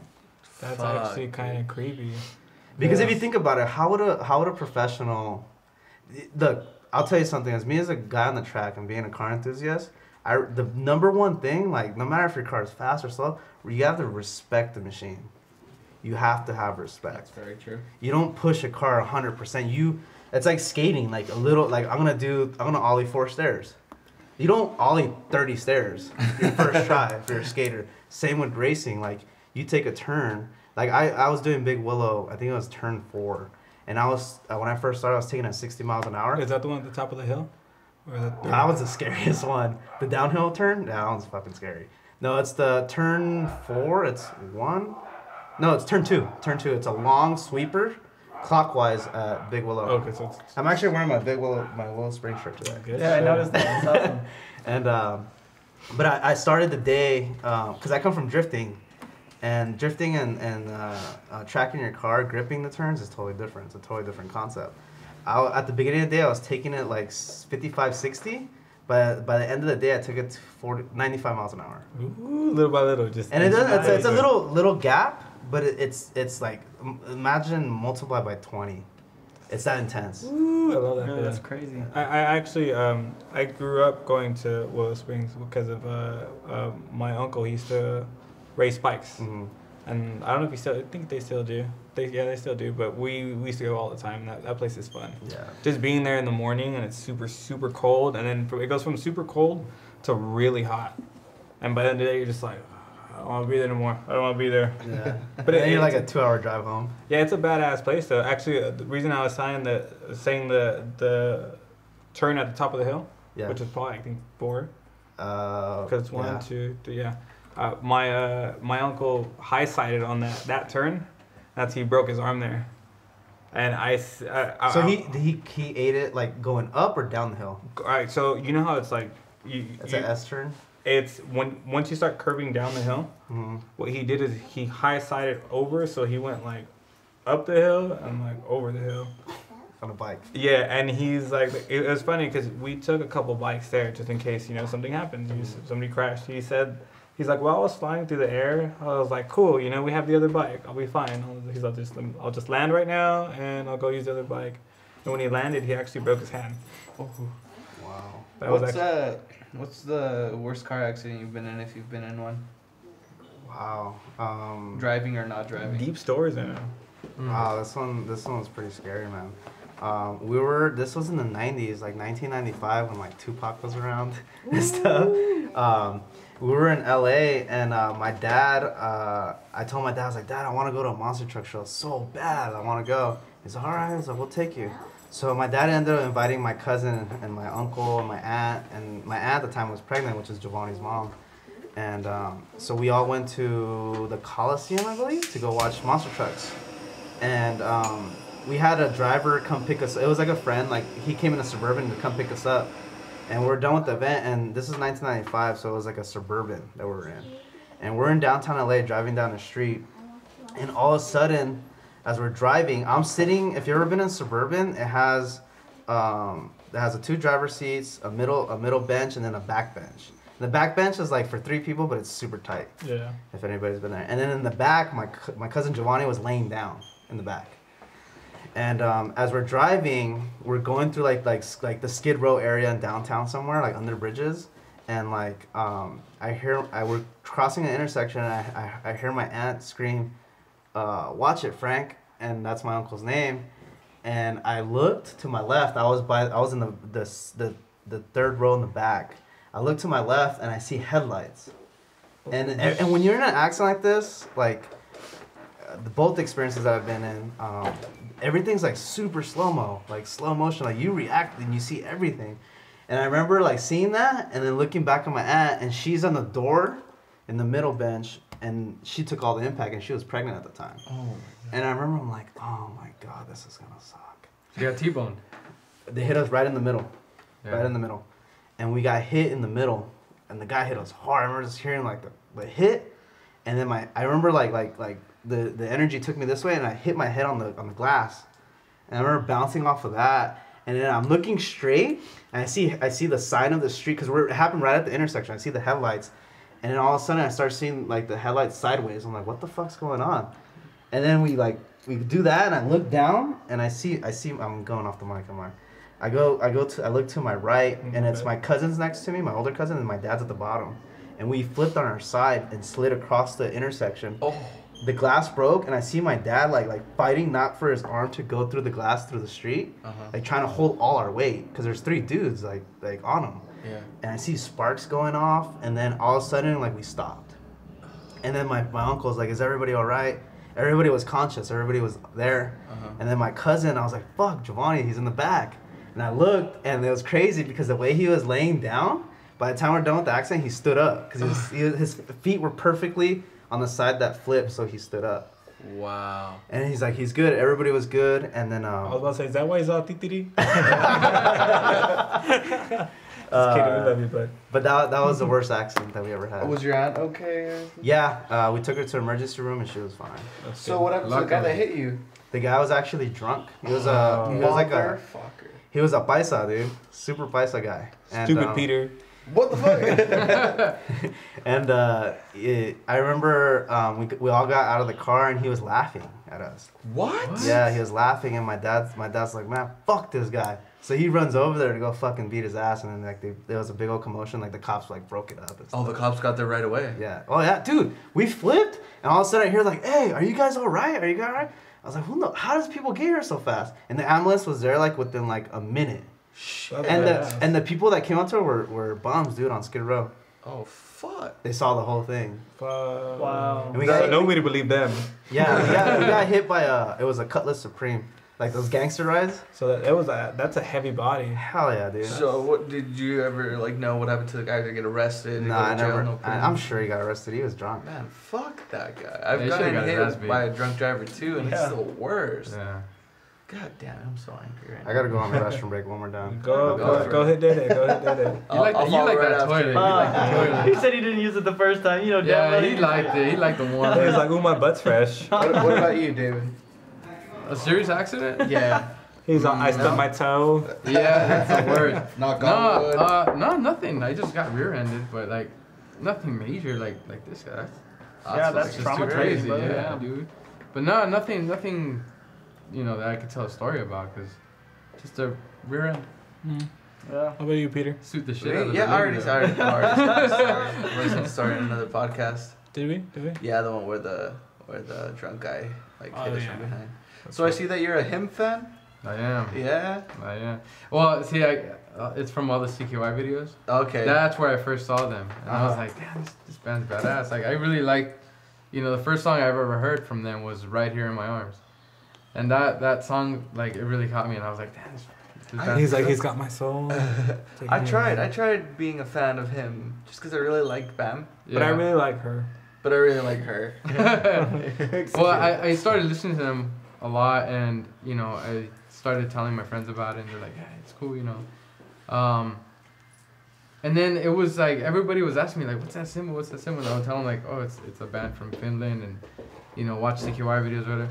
Then it started blowing up everywhere. Like, they got, like, K-Rock was playing it. Like, and I was like, what's going on here? Like, everybody liked them all of a sudden. They were getting burned out. Like, whatever. I was like, I was dude, CKY revolutionized, like, all the bad kids in the world. Like, true. My brother, who was here earlier, he started doing his own videos. He called it SAC, Stupid Ass Kids. And it was him and his friends jumping off of the 12-foot ladders into each other and shit. I'm like, what are you guys doing? Just because CKY was doing it, man. You know, yesterday we were shooting a motorcycle, first time ever motorcycle on Cars Onboard. And is that out already? No, not yet. Ooh. No, we barely filmed it yesterday. Releasing, huh? Yeah. Nice. And heard us on TerpRadio. And I was parked in the no parking zone.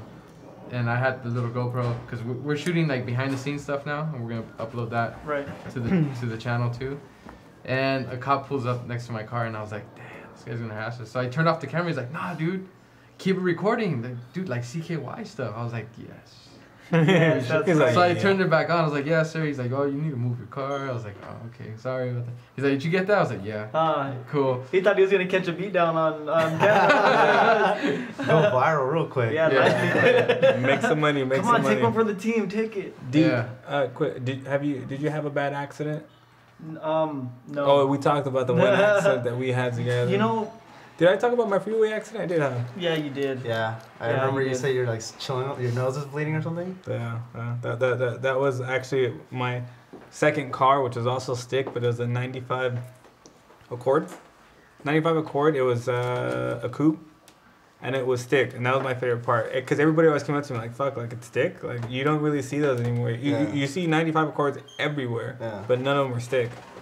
And they started it. Well, it was actually weird because when you guys were talking about, like, you know, when you guys see each other and you guys, like, say what's up, like, in the Evos, every time, I didn't say this on the last podcast, when I went to jail, my buddy, Brandon, he had my car, and a little black guy with a little 95 Accord, and it had, you know, it had no tint, but it was super, super clean. That was my favorite thing about, like, that was my one niche. I always had to keep my car super clean no matter what. And you know, it looked okay. It was lowered. It had coils on it, and it was fine. But it was funny because when I got out, he's like, you know what, your car gets a lot of attention for being a fucking Honda. I was like, it's weird. It's fucking Accord, but it was nice. It was fun. And I fucking crashed that shit. It's always a bummer when, like, you crash your cars, especially ones you've actually, like, worked for. And it just hurts so fucking bad. Same thing when they steal it.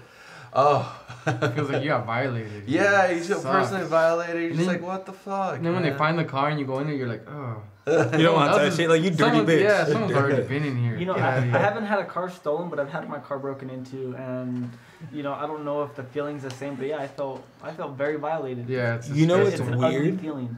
You know what's weird? Is that, like, Deet's car, if you look at it on the inside, it looks like somebody broke into it anyways. Run it. Let's go. And they still couldn't, like, take it apart. Like, it was funny, too, because, like, I think even the ignition was off for, like, a time being, right? Yeah, about that. That shit was hilarious. He had a screwdriver for a key. Okay, well, okay, check this out. This is a pretty crazy story, all right? I was working in Irvine at the time, okay? And I was supposed to be the first person that showed up at the office to open the office. So I had the key, I go upstairs, I put all my stuff down on my desk, I walk out the door, and I go to the bathroom. I come back, and the door's locked.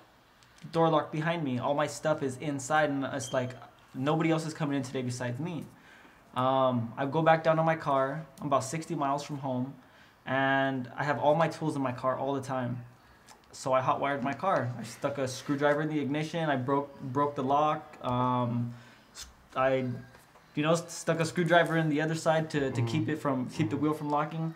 And I started my car, and I got home. And it was like that for about 1.5 to 2 years. And you would let alone running strong. Let alone my car's all primered white. Okay. So I would get hassled a lot. Yeah, it's low, fast, loud. So I was always getting pulled over, and the first thing that the cops asked is, "What's up with the ignition?" They were thinking it's stolen, so I've always been hassled for that. I've always been put in the back of the cop car every time I get pulled over. So they're running, the license plate, the names and stuff like that, and I finally got it fixed. Finally, that needed to happen because all you needed was a screwdriver to take my car. That's it. And that's what I said, and they still couldn't take it. Bro, Yeah. they stole my car. I'm pretty sure they stuck a screwdriver in there to turn it on, and they took it. And what pisses me off is sometimes, like, I have a key, but it's a copy, and I can't turn it on sometimes because I'm like, how the fuck were they able to steal my car and I can't even turn on my car with the key? My copy's the same way. That's hilarious. It's like so hard to put in. It won't even turn. Like, what the hell is this, dude? What do you guys think about that new Tesla SUV vehicle that came out? Have you seen it? It's Yes, a I toy. have. That's what August was telling me, that it's a what did you say it was? They said they called it a big toy. That it wasn't really actually a revolution for cars. It was just something that was always there, but they just say it's another quick car. There's nothing special about it. Which is whatever. Who teach their own. I Isn't it like like certain cars. I don't like other cars. Is it like $130,000 or something like that? I have no idea, but the guy that invented Tesla is a fucking genius. This guy. That fool is a modern Tony Stark. I think didn't he start everything by selling PayPal to Google to Yeah, I think eBay. so. He sold PayPal to eBay. Yeah, he meant to PayPal, I think. Yeah. And it's what you were saying, August, the fact that the technology has been there, but thanks to like the big oil companies and like other people that haven't wanted to release the technology, it had to take like a multi-billionaire to like start releasing good fucking like Fucking out. what? Nothing. Like electric vehicles that Yeah. can. I think they should make it solar though. They need to come up with a car that can just recharge all. Because aren't the Teslas like you have to go halfway to Vegas? Halfway to Vegas, you have to recharge the Teslas again. But the crazy thing about that is that you have to go to these stations, and I'm sure there's gonna be more different locations. But the crazy thing is one of their biggest selling point was that they can change the battery, because they change the whole bottom batteries. They don't like charge it; they change them. I don't know. This is at the Tesla like location. I don't know if there's third-party things or whatever, but they can change that whole battery, and you're good to go for however miles the car is rated at before you can fill a full tank of gas. What? Yeah.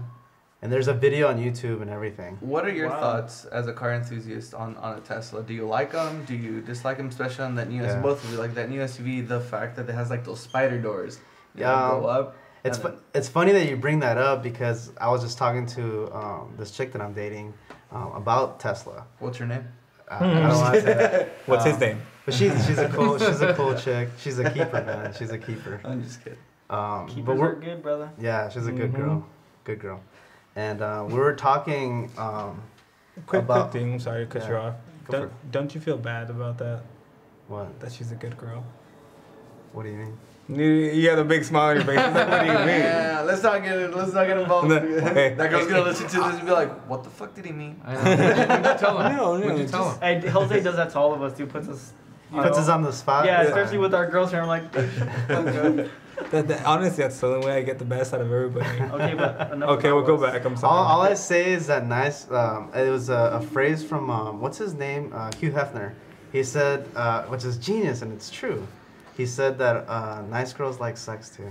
That's true. You know what I Pussy's mean? pussy. It has no age, race, Oh, wow. or color. It kind of has some restrictions for me, sir. You know. Unless you get that dark purple pussy. You know. No, I have no problem with that. Just, I think you got the wrong Yeah, idea. Whoa. Okay. Peter, you're What? in the wrong. I'm married, dude. I don't even know. Yeah, he doesn't even know. He's just saying The shit. topic switched so Yeah. fast. So it's Tesla. Back to Tesla. yeah. Let's talk back about the Tesla. So the Tesla, it's funny, we were talking about it, and I was telling her, I was like, dude, like I want to invest stocks in that company, because you could buy stocks. I checked their stocks; they were like $90 a stock or something like that. Oh, wow. I think that's what it was. And I don't know, I was half asleep. when we're talking about this. And the reason why is because they came out with this car called, I believe, I'm probably going to be wrong, don't quote me on this, but it's called the, I believe, EP012. It's a version that's been out for a while. And this car has a mode called Insane Mode. Yeah, I've seen videos on that. It's crazy. You seen it? Yeah. Elaborate. Well, I'm talking about it. I know, dude. Obviously. Crazy. I know. It's crazy. I want to hear it. Okay, so it has this thing called Insane Mode. I guess it's a button. I'm not 100% sure, but it has a button or something, and it makes the car go 0 to 60 like in 3 seconds. Yeah. Something like that. And there's videos on there where you type in Tesla Insane Mode, and basically this guy, he puts a GoPro and films his friends like driving him and getting reactions out of him. Yeah. And what he does is like he'll go to a stoplight and be like, yeah, like there's an insane mode, and they're like, oh, why does it have this insane mode? And he takes the funniest ones when he takes like his mom. Yeah. It's just like this like Older old lady. like Christian lady. Yeah. And then like he pushes it, and it's so fast that like they did tests where you could put an iPhone on the backrest of the seat. There's so much G-force that it'll stay there. Oh, what the fuck? That's how fast it is because it's instant torque. There's no buildup, right? You guys were talking about this last podcast. Exactly. And He knows more about our show than we do. Yeah, you do. no, let me tell you guys, if you guys are listening and the Cars Onboard fan, like, please, like, listen to their stuff. Give them a chance because they are honestly, like, on something. Like they're going to do something big. It's marijuana. We haven't even gotten there yet. They're very interesting, and I'll be honest, I'm not a weed guy, and the show is about marijuana, or let's not say marijuana because you guys said that cannabis. Marijuana is a Mexican term, right? Yeah. Or something like that. Mexican rape weed. But which is funny, we haven't even talked about that yet, so we'll gotta touch, because I do have questions on cannabis. You guys, this channel, I listened from episode 1 to 7 now. Yep. And it changed my outlook on cannabis. Thank you. And I was kind of negative about it, and my cousin hooked us up to do this podcast. And I was like, I always give anyone benefit of the doubt, no matter if they're wherever they come from. I don't care. You know, it's all about it's like food. You gotta try it. Like, how are you gonna say I don't like sushi if you've never even tried it? Exactly. You know what I mean? So that's me and you are on the same page. It changed my perspective. yeah. Leap of faith right there. Sushi is But- bomb. But yeah, that's how I felt in it, and like listening to their podcast, it taught me and changed my aspect on it, and now I'm way more open to it. And I was a little scared to be, because Cars Onboard is growing, and the goal of that is to get sponsorships. Yeah. And I was scared. My cousin's like, "Are you sure you want to get attached to that? Because if sponsorships see that, they're like, well, you're involved with drugs and stuff." But I said, you know what? The world's Fuck this. changing. The world is changing, yeah. Yeah. The world is changing. Like, dude, like 20 years ago, I wouldn't have my own TV channel. You guys wouldn't have your own radio station. Yeah. Shit is changing rapidly, you know? And I said, you know what? Fuck the sponsors. If they don't want to sponsor us, they need to get with the times, you know? Yeah. It is what it is, you know? I'm going to live my life the way it's got to live. And know? it's Thank not, you, It's not thank like you. it's drugs, right? It's a plant. Yeah. Yeah. There's so much to it that we don't even know yet. Like, we're talking about compounds. There's so many different compounds that do so many different things that'll change your life. Yeah. Yeah, we'll touch back on that right now. So what were we talking about? Tesla? I don't remember. Yeah, Tesla. Wait. Hey, So, I'm interested in your questions about what we do here. yeah. I really want to get into that. Let's finish that Tesla. Yeah, let's finish the Tesla, and then How to we'll cook- get into your questions. Quick tidbit about the Tesla. Is that the ones where they say they have cartridges for the actual batteries? That's what they say they're working on. Funny story. I had an Uber driver the other day. He picked me up. and- Uber's the best. Yeah, he picked me up and we went to Glendora, and the whole time we were having to talk about just everything from JPL making a highway in the sky to Tesla revolutionizing cartridges, like batteries. Exactly like you said, you just take it out and swap a new one back in. Mm-hmm. And I was like, wow, like you're really fucking smart, bro. Like we were going through we went through our whole ideology on life in like a 30-minute drive. Wow. That's why I like I can Uber. see that. I have Uber talks too. Yeah, they're cool. They're pretty intense sometimes. Alright, so back to Tesla. Man, I have a funny story about Uber. Bring it up. It's okay. Hey, you guys need to stop bashing Uber. Okay? Man, we're gonna run out of time. We're not gonna talk about a lot of stuff. Hey, We got like another 20, 25 minutes. No, if you want, we can do two specials. We'll have you on. Yeah, I like right now. this. I like Yeah, this. it's Like, pretty I fun. feel like we're flowing. I'm not gonna lie. Yeah. At first, I was like first time I was like, We could do a 4-hour special. I really don't care. We have a lot of hours. I got time to burn, man. See? I could keep talking all day long. So it's up to you guys. If you guys want to. He's all nervous. Yeah, he's like, I gotta go home. I want beer. Fine, Peter, whatever. No, it's not that. It's just I got food waiting for me. Bring it up.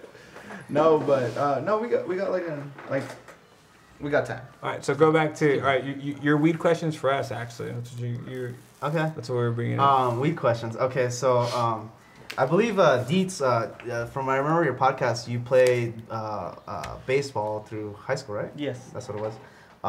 Well, I always wanted to play baseball. And then my family are Hispanic. They're like, no, you're playing soccer. It's cheaper. So I was like, damn. So as I got older, like the only way I could fulfill that dream was to play softball. So I play softball on the weekends. I love softball. Yeah. So I played softball, and I skated for years. I skated since the 7th grade to junior year, and I was jumping off 8s and 10s and crazy stuff. Right. And I was in a really bad motorcycle accident. It was a scooter accident. Motorcycle. Just leave motorcycle. Yeah, It sounds cooler. It was a scooter. Yeah. yeah, and I fell on a scooter, and my hip, when I jump in like ice, like go swimming like in the winter, like California doesn't get that hot, so that tends to happen sometimes. Like if I go in like cold water, my hip just fucking kills me. But the main thing now that I'm having a problem with is my knee. My knee is just killing me, my right knee. Did that just crack? That's my ankle. Oh, my ankle just cracks automatically. I was like... And I believe that has to do with skating. Skating takes a toll. And I've always been a heavy dude. I was never 140 pounds. I was always... The lightest I ever weighed was 175. You know? And so I was doing research before I jumped on the podcast because I know you guys are about cannabis. And I was watching YouTube videos. I was watching documentaries and all kinds of stuff. And I came across this thing that, and I believe you guys touched about your gardener. Yeah. I came across like there's this ointment that you can put on your knee or wherever you're feeling pain, and like I'm really interested in that. And if you guys can talk to me and educate me on that, drop some knowledge on me, I'd appreciate that. Absolutely. You know, it's pretty much what we use is the trim from the marijuana that we get. The trim is just the leaves. You know, it's stuff that people throw away anyway, and in the Hispanic culture, you soak the marijuana leaves, the cannabis leaves, or cannabis, whichever, inside of the rubbing alcohol. It absorbs into the rubbing alcohol, and then you can use it as a topical ointment. It really works. It really works. You know, I'm sure we can get something going for you today if you're really interested in trying that. Like if I wanted to, because I went online and I found the place that sold it, but like I wasn't really like going 100 on it. I was just like looking, you know. I was wondering if can you buy it on? Because I saw like you can buy the ointment, but do I need a card or how does that work? You probably do. Okay. Anything that you're gonna buy that You know what you has need? to do with cannabis. You need us. That's all you need, bro. That's all you need. Yeah, anything that has to do with cannabis in California, you are gonna need a card. Okay. Except, Awas bought those dog treats for my dog. He ordered them for me. CBDs. The CBD dog treats. He Doesn't get he you didn't high. need a medical card for that. Okay. I think that's what the ointment is too. It's just the CBD. Yeah. That's So what's in yeah. the- so it has less THC and more. The Yeah. THC is what gets you, like, gives you that effect. But the thing is, THC also comes with its own benefits. It helps out with nausea. It helps out with some people eating. But what Alex was asking though is, he did his research online to look for the topical ointment. You know how we make here, we throw it in the rubbing alcohol. He wants to know if you need a medical recommendation to purchase that. Only time I ever see it is inside the actual clinic. But the thing is, it's always weird too, because it's always like the most expensive one. Like for some reason that one's really hard to make, but everybody has it. I think it's like Papa Bear. Don't quote me. It's something extracts, but I have a friend who uses it and she picks it up all the time. Now, is that something that alleviates the pain for like 4 hours or for a while? day, what's the deal? Pretty much rub it on is every time it hurts. So, and it probably in the beginning it'll alleviate it for more hours, and then after a while you'll probably get like a tolerance to it. even though it doesn't get you high, I'm pretty sure you're probably gonna tolerance to it anyways. So you probably just get used to it, and just rub more and more on. Yeah, so the way I've seen it is, I've seen it with my parents. They like put it inside the alcohol bottle and just fill it up. Oh well, that's THC too. Yeah. That one gets you high. They have that one too. They just massage the places that hurt with that, but then they actually have like the actual oil, you know, like baby oil, but that has just the not the THC, the CBD, and it's just, and they also have pills. And then they have like the pills that you can take. Dude, they have everything. They have chapstick, they have lotion, they have everything. So you don't always have to smoke it. That's what I learned. You don't always have to smoke it. Sometimes they give you pills. He learned that yesterday with the popcorn. Oh yeah, and they have popcorn that has. You know they actually made hemp beer. No, I didn't. Disgusting. I can only imagine that popcorn that we were having. I mean, no, that was great. That popcorn. It tasted good, but like since I was drinking beer, I could taste the cannabis more, and I was like, oh. How much did you eat? Like half the bag, dude. But how much is half the bag to people to our listeners? It was kind of like a handful, right? Just a handful. Like 2 handfuls, dude. You weren't looking, like you left a while, and I was like eating them a lot. I was eating them too. I ate a shit ton. Oh shit. I don't know, probably like. No more than 30 little popcorns? Yeah, but yeah, dude. But we were lit. Yeah, we were lit. I didn't know. Like you couldn't taste it, and then like an hour passed, and I was fine. Like an hour passed, I was fine. 2 hours passed, and we were great. We were drinking, and then once the pizza guy, because we ordered pizza. Yeah. Once the pizza guy here, we're talking with your lady and her friends, and I start eating the pizza. I'm like, oh my god. I'm so happy we're not doing a podcast right now because I would not be able to like be able to speak. Worse than the caviar? No. Right. Caviar was that was into. As soon as I exhaled the second time, I was like, it was like, I was like, oh. Hey, I want to drop this. Is probably a little off subject, but I wanted to say this to you guys. Like I was like saving this. I thought of a brilliant idea, and it probably already has. I just don't know where it's at. But I was thinking, and I was listening to your guys' podcast. You guys are into like stand-up comedy and stuff like that. And I was thinking like, the radio nowadays, we could all admit that it's just fucking crap. And you change the station, and it's like the same songs playing. You change the station, same like 3 songs, and then you change it, and then go on commercial all at the same time. It's like, man, fuck this. Yeah, you know what I mean? When that happens. So now what I do is I have Sprint. It's unlimited data, whatever. So I just listen to Pandora all the time, you know? Yeah. But then I feel like Pandora lost rights to music because now, like, I like Drake. I don't give a fuck what people say, but I like Drake. And, like, now when I play my Drake album, like, a lot of his songs don't come up anymore. Use Spotify. I do use Spotify now. I just found out about better. it. You know what? That's funny because nothing of, what's his name? Not Childish Gambino, but the other crazy one that's always about acid. Wiz Khalifa? Not Wiz Khalifa, the other guy. I don't remember his name right now. So many. But what I wanted to say about this is like, I was like, dude, this would be genius, and I'll be so down to listen to this 24/7 in traffic. Because for the people that are not in California, like if it takes you 15 minutes to get somewhere, it takes you an hour and 15 minutes to get somewhere. Yes. And you're sitting in traffic, bumper to bumper, and you're driving a modded car with a heavy clutch. It's just a bitch, and you're pissed off. But I thought it'd be genius if there was a radio station that just had stand-up comedy acts the whole time. That would be genius, dude. Genius. That really would be. They have that on iHeartRadio? Sirius. The XM? Sirius satellite radio. They have a channel where it's like stand-up all But why isn't it on like free basic stuff? Like, dude, people will listen to it, and you'll get so much like views Local or ads. listens, whatever, and you could fill that with fucking advertising. Yeah, the only thing that sucks about Sirius, you gotta pay like monthly and stuff. That's what I'm saying. But to revolutionize it, Hey, that's a great The idea. person I was thinking of was Great. Chance the Rapper. I have no idea who that is. I don't know who the No fuck idea. is that. You know what? Fine, we'll open up with Chance the Rapper this song. Motherfucker. Shit. Learn today. You know what I want to hear about? You mentioned something earlier about maybe you had read something about a house that was made out of pure hemp. I lied. And No, I'm what just it kidding. does.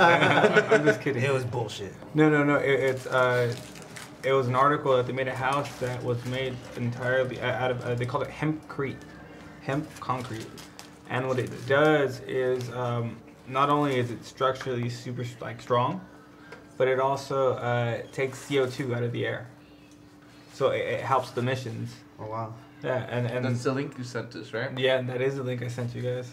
That's awesome. See, that's the shit. Imagine if Japan or China, the places with the worst pollution, had hempcrete, look how big their skyscrapers are. Everything would be at least better. It'd be like LA. Bad, but okay. I think LA is the one. This is the one city that has the worst pollution in the world. And now in the United States, not in the world. Maybe New York, maybe. But they're on the coast. Did you see that new road that they developed that absorbs water? Oh yeah, I did. I saw the video. I didn't really read the article, but it's like this truck, and it's like dumping just water, and the ground is just absorbed the road. It's like like a road, a regular like street. It's just absorbing it, like the water's disappearing. It's not even wet or anything. It's just absorbing it. Cars running straight through. That's dope. I just thought that was cool. Oh, you were gonna say something? I forgot what we were talking about. What were we talking about? Are you high? I am not. How did you forget then? I think Day just got me mesmerized. You gotta turn on that heater, buddy. We're at 2 hours. I don't know if you guys want to keep on going. I'm okay if you guys want to cut. We can keep going. Is there anything else you want to to a few things I want to talk about. Let's touch on those. Let's keep on going. Let's get into weed. What I want to know, can you guys drop some knowledge on me on how in California how you get your medical card? Because I've heard so many rumors about like just tell them your head hurts. It's like, really, is it that easy? That's what I heard too. It is definitely. Explain to us and to your fans whatever. To our fans, the Terp and Terpettes. Hey everybody. Well, if you need to get your medical license because you have an ailment, the thing is, because marijuana, cannabis is so versatile, you can literally use it for anything, and that's why it's so easy to get a medical marijuana license now, because you can, let's say if your head does hurt. I have people with constant migraines, they use it, and they can get it. You see people with autism, their parents don't physically have an ailment. Maybe just stress. Stress can be one, and they can get that. But what they're doing is they're using it is not only for them, but for their family, and it's helping everybody out. And that's why I believe it's easier to get an actual card, and it's better for everybody. Can you explain to us like the process of getting the card, like first time getting a card, what to expect? You're gonna trip out. Okay, let's do it. You walk up to an office. Wait, and let me ask another question, a two-part question. Yeah. Now the doctor, is it like, oh, this is the guy, like it's word of mouth, or it's like any doctor will do it? I'm gonna tell you a creepy doctor story that I had. So the way I got my card. Beat around the bush, why don't you? Why don't you just tell the man how to get the medical card? Well, can I tell you how I did it? Can I tell you? Shoot. Boy. Was this in San Francisco? No, actually, my first one, yeah. But let me talk about when I renewed it. And we gotta talk about how San Francisco people are assholes. As far as Dodger fans, let me tell you. He got beat, bro. And I am happy as fuck that we won. We clinched the West at fucking... what is it? AT&T Park in San Francisco. Yeah. Yep. Yeah. After like coming off like a 5-6 loss streak. Yeah. Yeah. Ooh. That was cool. I live here. I live here. I know. Dude, I like it. One of my friends was telling me that he went out there and he was wearing a Dodger cap, and it was a Dodgers versus Giants game.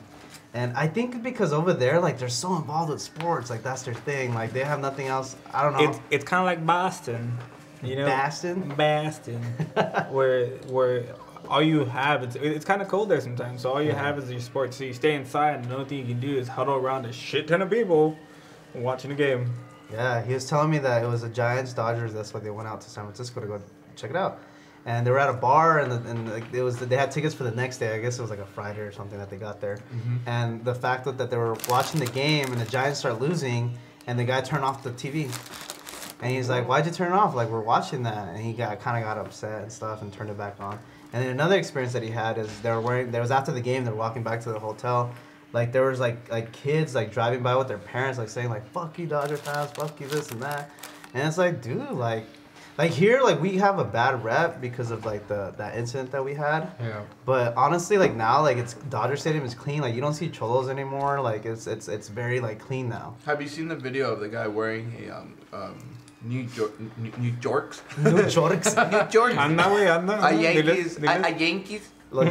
Yankees jersey Los Doyers in Boston? And dude, people are like cussing him out. One guy's like, "Hey, you're wearing the wrong shirt," and like walks up to him and starts punching him. Like starts like starts swinging, just for wearing like the Yankees jersey. Stupid Yankees.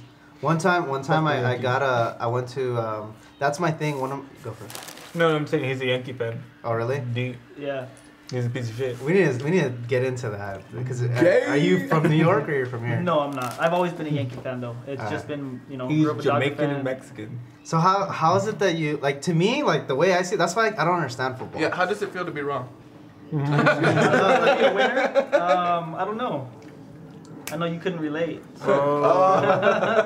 That's why you failed at Muay Thai. No, but like I wanted to say is like what I don't understand like I don't really like football because we don't really have a team for LA, and I don't understand how to me it's like a gang thing, like as a not a gang thing but a clique. He's a gang member. Yes. Like if you're from LA and you grew up in Los Angeles County or whatever, you're a Dodger fan. If you grew up in Orange County, like you're an Angel fan. Like I get that. Well, the funny thing is, I'm a Dodger fan, but I'm a Ducks fan because I like hockey, and Ducks are from Anaheim. I hate the Kings. Like, I hate Why is that? Were you influenced from the Disney movie? I think so. That's the only way I can think about it. I think that's what, like, yeah. And then I started liking the Dodgers because of the Sandlot. Right. Yeah, that's like that. Which is one of my movie. all-time. Oh, that's a good topic. We could talk about our favorite movies. Yeah. Let's finish your story. We can Yeah. Wait, so do you Let's still get want to know there. how to get a medical card? Yeah. Oh yeah, like we're just going off. All right, well, check this out. What, can I finish? No, we got to know. That's because you beat around the We got to bush. know. We got to know fucking Wow. stories. No. So Let me tell you about my Nazi creepy doctor. It was so a this dark is and my stormy story. night. Nobody wants to This hear is it my anymore. story. So I went up to the. It was the night before Christmas. I went up to the window, and they give you a little clipboard. You fill out the Fucking clipboard. man. Fuck you, piece of shit. Get off my fucking show. Get out of here. So.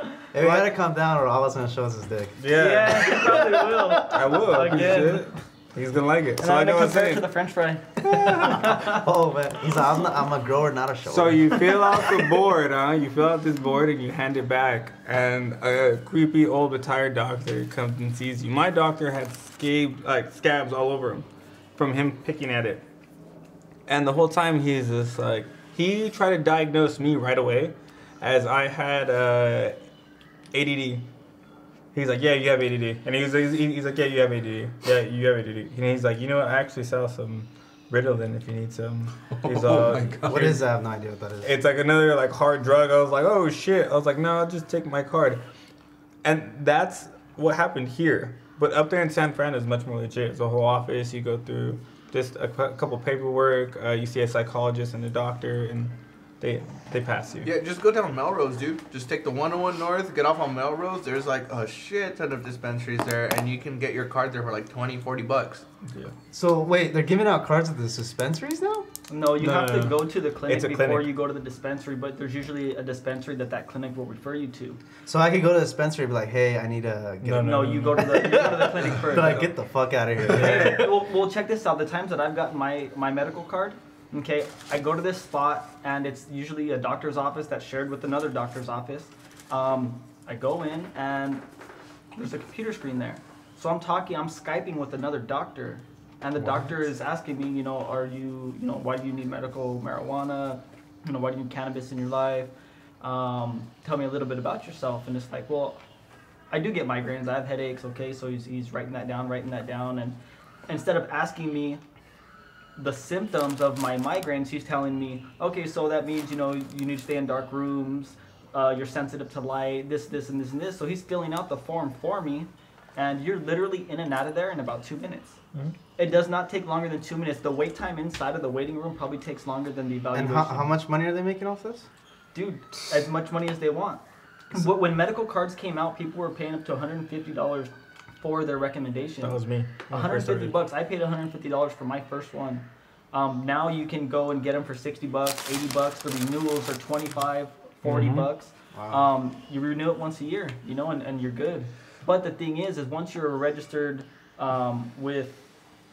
once you're registered as a marijuana user, going to the doctor, that's always going to be on your profile. So if you ever had a background check, that's going to come up. Okay. Yeah, so you can't get a job as a police officer then after getting Probably it. not. I'm not making any claims. I don't know. No, but I you don't know- That was gonna be my question. Thank you for clearing that up. I say it won't help your cause. No, but you know what? It won't. No. No. But the thing is, I think it's only until your rec expires. Once your rec expires, you're fine. I don't think it shows up on a record. It just shows it. I think it just shows if you have a recommendation or not. Interesting. But yeah, it's fairly easy to get your rec. Okay. Fairly easy, and the thing is between person to person. If you know, on the last podcast, Jay was talking about from person to person. If you have a rec and I have a rec, then I can legally hand you medical marijuana, and you can take it home with you.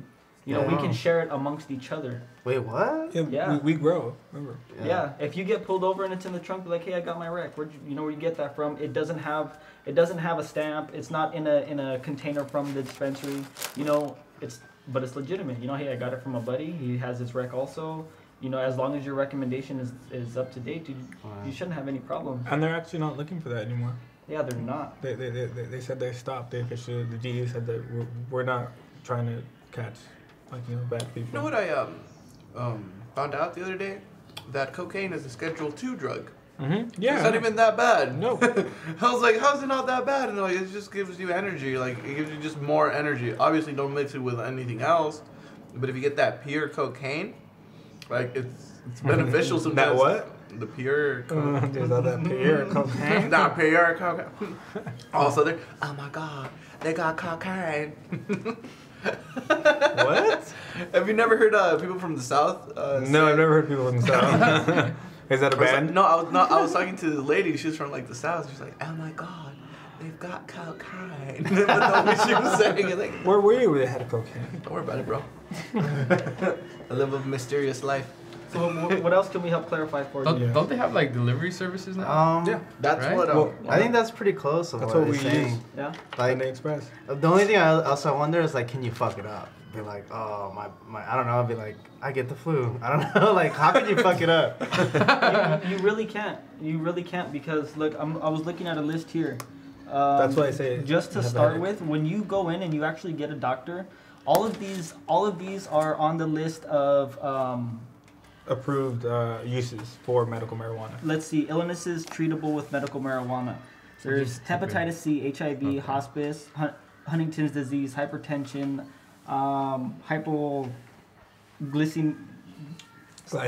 glycemic, impotence, inflammatory, autoimmune, meditated arthritis. There's anything, Impotence? dude. Absolutely anything that's wrong with your body, from a sprained finger to a stubbed toe, Okay. like. You can get your recommendation. Plus, You you cannot don't- fuck it yeah, up. you wouldn't They even want you to get the recommendation. They're gonna help you do anything you can so that they can get paid. It's the industry. Yeah, you probably won't even have to like lie about it. Your knee's fucked up. Yeah. There you go. That's it. It's like, well, why You're do you done. need it? You're good to go. Yeah, your Yeah, hip, that's your it. knee, you were in a car accident. That's, I was that's in all a you car can tell accident. them. There was. Mm. And you feel better, dude. You know what I was tripping out? I was hearing you guys' podcast, and the way I've been listening to you guys' podcast is on the way to work. So like listening on there, I get like 30 minutes in, and on the way back, I'll get 30. So it takes me like 2 days to listen to your podcast. So I've been doing that, and I was listening to you guys talk about how, I don't know which one it was exactly, but you guys were talking about how different cannabis, it's like wine or beer, like Yep. it has its own scent and Yep. whatever. I found that interesting. Like, does it really smell different? Yeah, Yeah. Like different that's how- strains and stuff Yeah, like that? they're flowers. That's they're how it's fruits saying- from plants is what the buds are. That's how we got our name. From what they get it from is different terpenes inside the actual plant, and each of those terpenes are different compounds, and each of those compounds smell different, have something in them. They act in a different way. So, and depending on what levels they have the most of is depending on how it smells, how it tastes, how it literally feels when you're high. I think that's really interesting. Like when you guys were talking about it, I was like, wow, that's pretty interesting. I'm to in talk the about same that. boat, bro. Every time they start talking, I'm like, wow, I didn't know that. Yeah, he actually texted me today. He's like, dude, I'm really learning a lot, and I was like, That's good, man. It's good Like- to open your mind to different things. yeah, and that's what I kind of wanted to get into, is that we're really trying to help out the community, and it's pretty much exactly what you're doing too. Mhm. And that's why I really wanted to have you on too. It's just it's really it's giving local fame to everybody and just helping everybody out. When everybody's just trying to have, everybody has a common goal, and that's just to be happy and succeed, right? Yeah. Mhm. Yeah. So and that's all we're trying to do. So, TerpRadio listeners, if you have a dope ass car that you want to feature, hit up Cars Onboard. Yeah. What's the email? Yeah. We don't have it. Well, what's your email? Well, how can they find He's like, not my email. Just send a direct message on Instagram. Oh yeah, you can do that. At Cars Out. Don't you have to be following the person for that? Or did they change that? Because I I have no remember idea. Hey, all the more reason to can go follow, public. brother. I think you have to follow. You can go public. Because I saw it, I remember when that first update came out, like, in order to send direct messages, each person had to follow each other. Mm-hmm. So I don't know if they switched that. Or they could just subscribe to our YouTube channel and then send us a message there. Actually, I've sent someone. Well, that dude with the, was it? I forgot. Was the it street legal drift car? Yeah, I sent him a message and he wouldn't How you follow knew? me, so, All right, that's cool. But He was you know a what? dick. Like He I didn't felt like even we answer. haven't talked too much about the. I wanna give some shout outs about the Cars on Board because it wasn't all just me, you know. Yeah. Please do. The Cars on Board, like the way it went down, seriously, was like I wasn't happy with my life. I was a little depressed, and the reason why I was depressed is because I conquered all my goals that I wanted. I got the career that I wanted to do, which I was becoming an editor or really assistant editor, but working in the industry for TV shows. So I got there, and then I was like, well, I want my own car, I want my own apartment, I want to be stable, and I did all that by the age of like 24, 25. And then I was like waking up every morning and being like, fuck, I have nothing to do with myself, you know? Like, I had a girl at the time or whatever, but like, I'm a person that's driven, like to do stuff, to succeed. I like to see stuff build. So I needed something, dude, because I was just waking up like on Sundays and Saturdays, like not looking forward to anything. And it was that drive that I had, and it was killing me inside. And I was like, dude, like, I need to do something. So we were chilling with my cousin one day, and we were watching YouTube videos, and we're watching these kids in high school, there's all kinds, like, big inspirations to us was, it's basically exactly what we do. It's the same platform, the same thing that we do, and the channel on YouTube is called Petrolicious, which I look up to. They do the same thing that we do, but the difference is that what they do is that they do really specific cars, like super rare $1 million cars, or one of a type, like very special. And I loved it. I was like, this is cool, but wouldn't it be cooler if we did cars that were like more relatable? Like cars that I could actually buy? So that's when the idea started sparking, you know? And me and my cousin were watching YouTube. I was like, dude, we can do this. You know, we can create our own channel where we can make something really interesting. And people are going to relate. And the whole thing, I think the whole success of it is people are relating. Like, no one's done a video on my Miata. Or not my Miata, my MR2. And not just a video, a professionally shot and edited Badass video. Yeah, we spent a lot of time. And then David, too. Like, David, he comes up with concepts on how to film stuff, and we change it up. I don't want to make this a cookie cutter, because if you watch our episodes, it's pretty cookie cutter. They're all pretty much the same. And I like to change it up. I like to have different ideas. And I feel like probably you guys will realize that you guys are doing a podcast with 3 people. One mind is not as powerful as more, as 3, you know? Like, David brings stuff to the table, like, hey, why don't we do this, or why don't we do that? Like, he brought up the idea, I was like, I was telling him, I was like, dude, you know the rain's going to hit us, and we're not going to be able to film any more episodes. We need to come up with some content. So we're trying to think of ideas. He's like, dude, let's just shoot behind the scenes. Like, just be fucking raw with it. You know, CKY style, like how he said earlier. I was like, dude, that's brilliant. Let's do that. And that's what's amazing about it. Like, it's not, I don't want to take credit. Like, David has helped me a lot. Jacob, which does a lot of our audio, high school kid, dude, and his dad works in the industry too. He's a engineer for Fox. Oh wow! Fox Studios, and he comes out and helps us do. And then his buddy David. He just started with us. He just started, last episode, yeah. And he helped us shoot some behind the scenes. So I want to give a shout out to those guys. And then my cousin too, Giovanni. He kind of like. He doesn't know too much about filmmaking or anything like that, but he has helped like set up. He's like, this is the thing with me, like I don't really have good people skills. He does, so he's able to like network with people and like talk and be like, hey, like, do you want, like, he's the one that hooked up with Mo, which is our biggest success on Cars on Board. It has like a big thing, like 50,000 views already, and it's a Supra. He was just with us today. Yeah, and he hooked that up, and it's like he's helped us that way. So everyone has had their inputs, and I want to give a shout out and mad respect to these guys, because it's becoming something bigger than I am. And now, dude, like that got me out of my depression. Like I had like it's like a baby, dude. Like it's building, it's building. Forward to. That's exactly how I feel, because Yeah. it's one of the biggest things we talked about is in order to make something succeed, you have to be consistent And passionate. Exactly. And love what you do. And it's funny because we were talking about this earlier. We would before we still do it. We'll have a whole list of stuff we'd write down, things we'd go over. We'll have like a whole notebook of just stuff for one episode. When we realized, when we just talk the way we are now, and actually be ourselves, and actually have good content that we actually look into, and we do our research, and it's gotten to the point where I don't look anything up as much, and I don't really care how we sound now. It's so much fun. Yeah. You can tell. That's how we're like. How far are we in right now? 8 episodes? Yeah. Oh, how far? Eight episodes, and right now we're about to hit 2 hours and 30 minutes. And it feels the longest. And it feels like it's gone by in a second. Yeah, and it's brilliant, man. Like, I'm gonna be honest. I'm honest. I don't like to bullshit people and lie. Like, listening to you guys, like, you guys are legit. You guys sound like a crew that's doing the thing. Even like your guys' nicknames, like, it sounds like a fucking legit radio station. Yeah. And then Peter too. Like, when he's talking, he sounds like he's done this before. Like, you sound like an actual host kind of guy, and I love that. And you guys bring this to like you guys bring your own little like knickknacks to like the table. Like, it's crazy. Like, Deets like comes in once in a while with his crazy stories that he has. Yeah.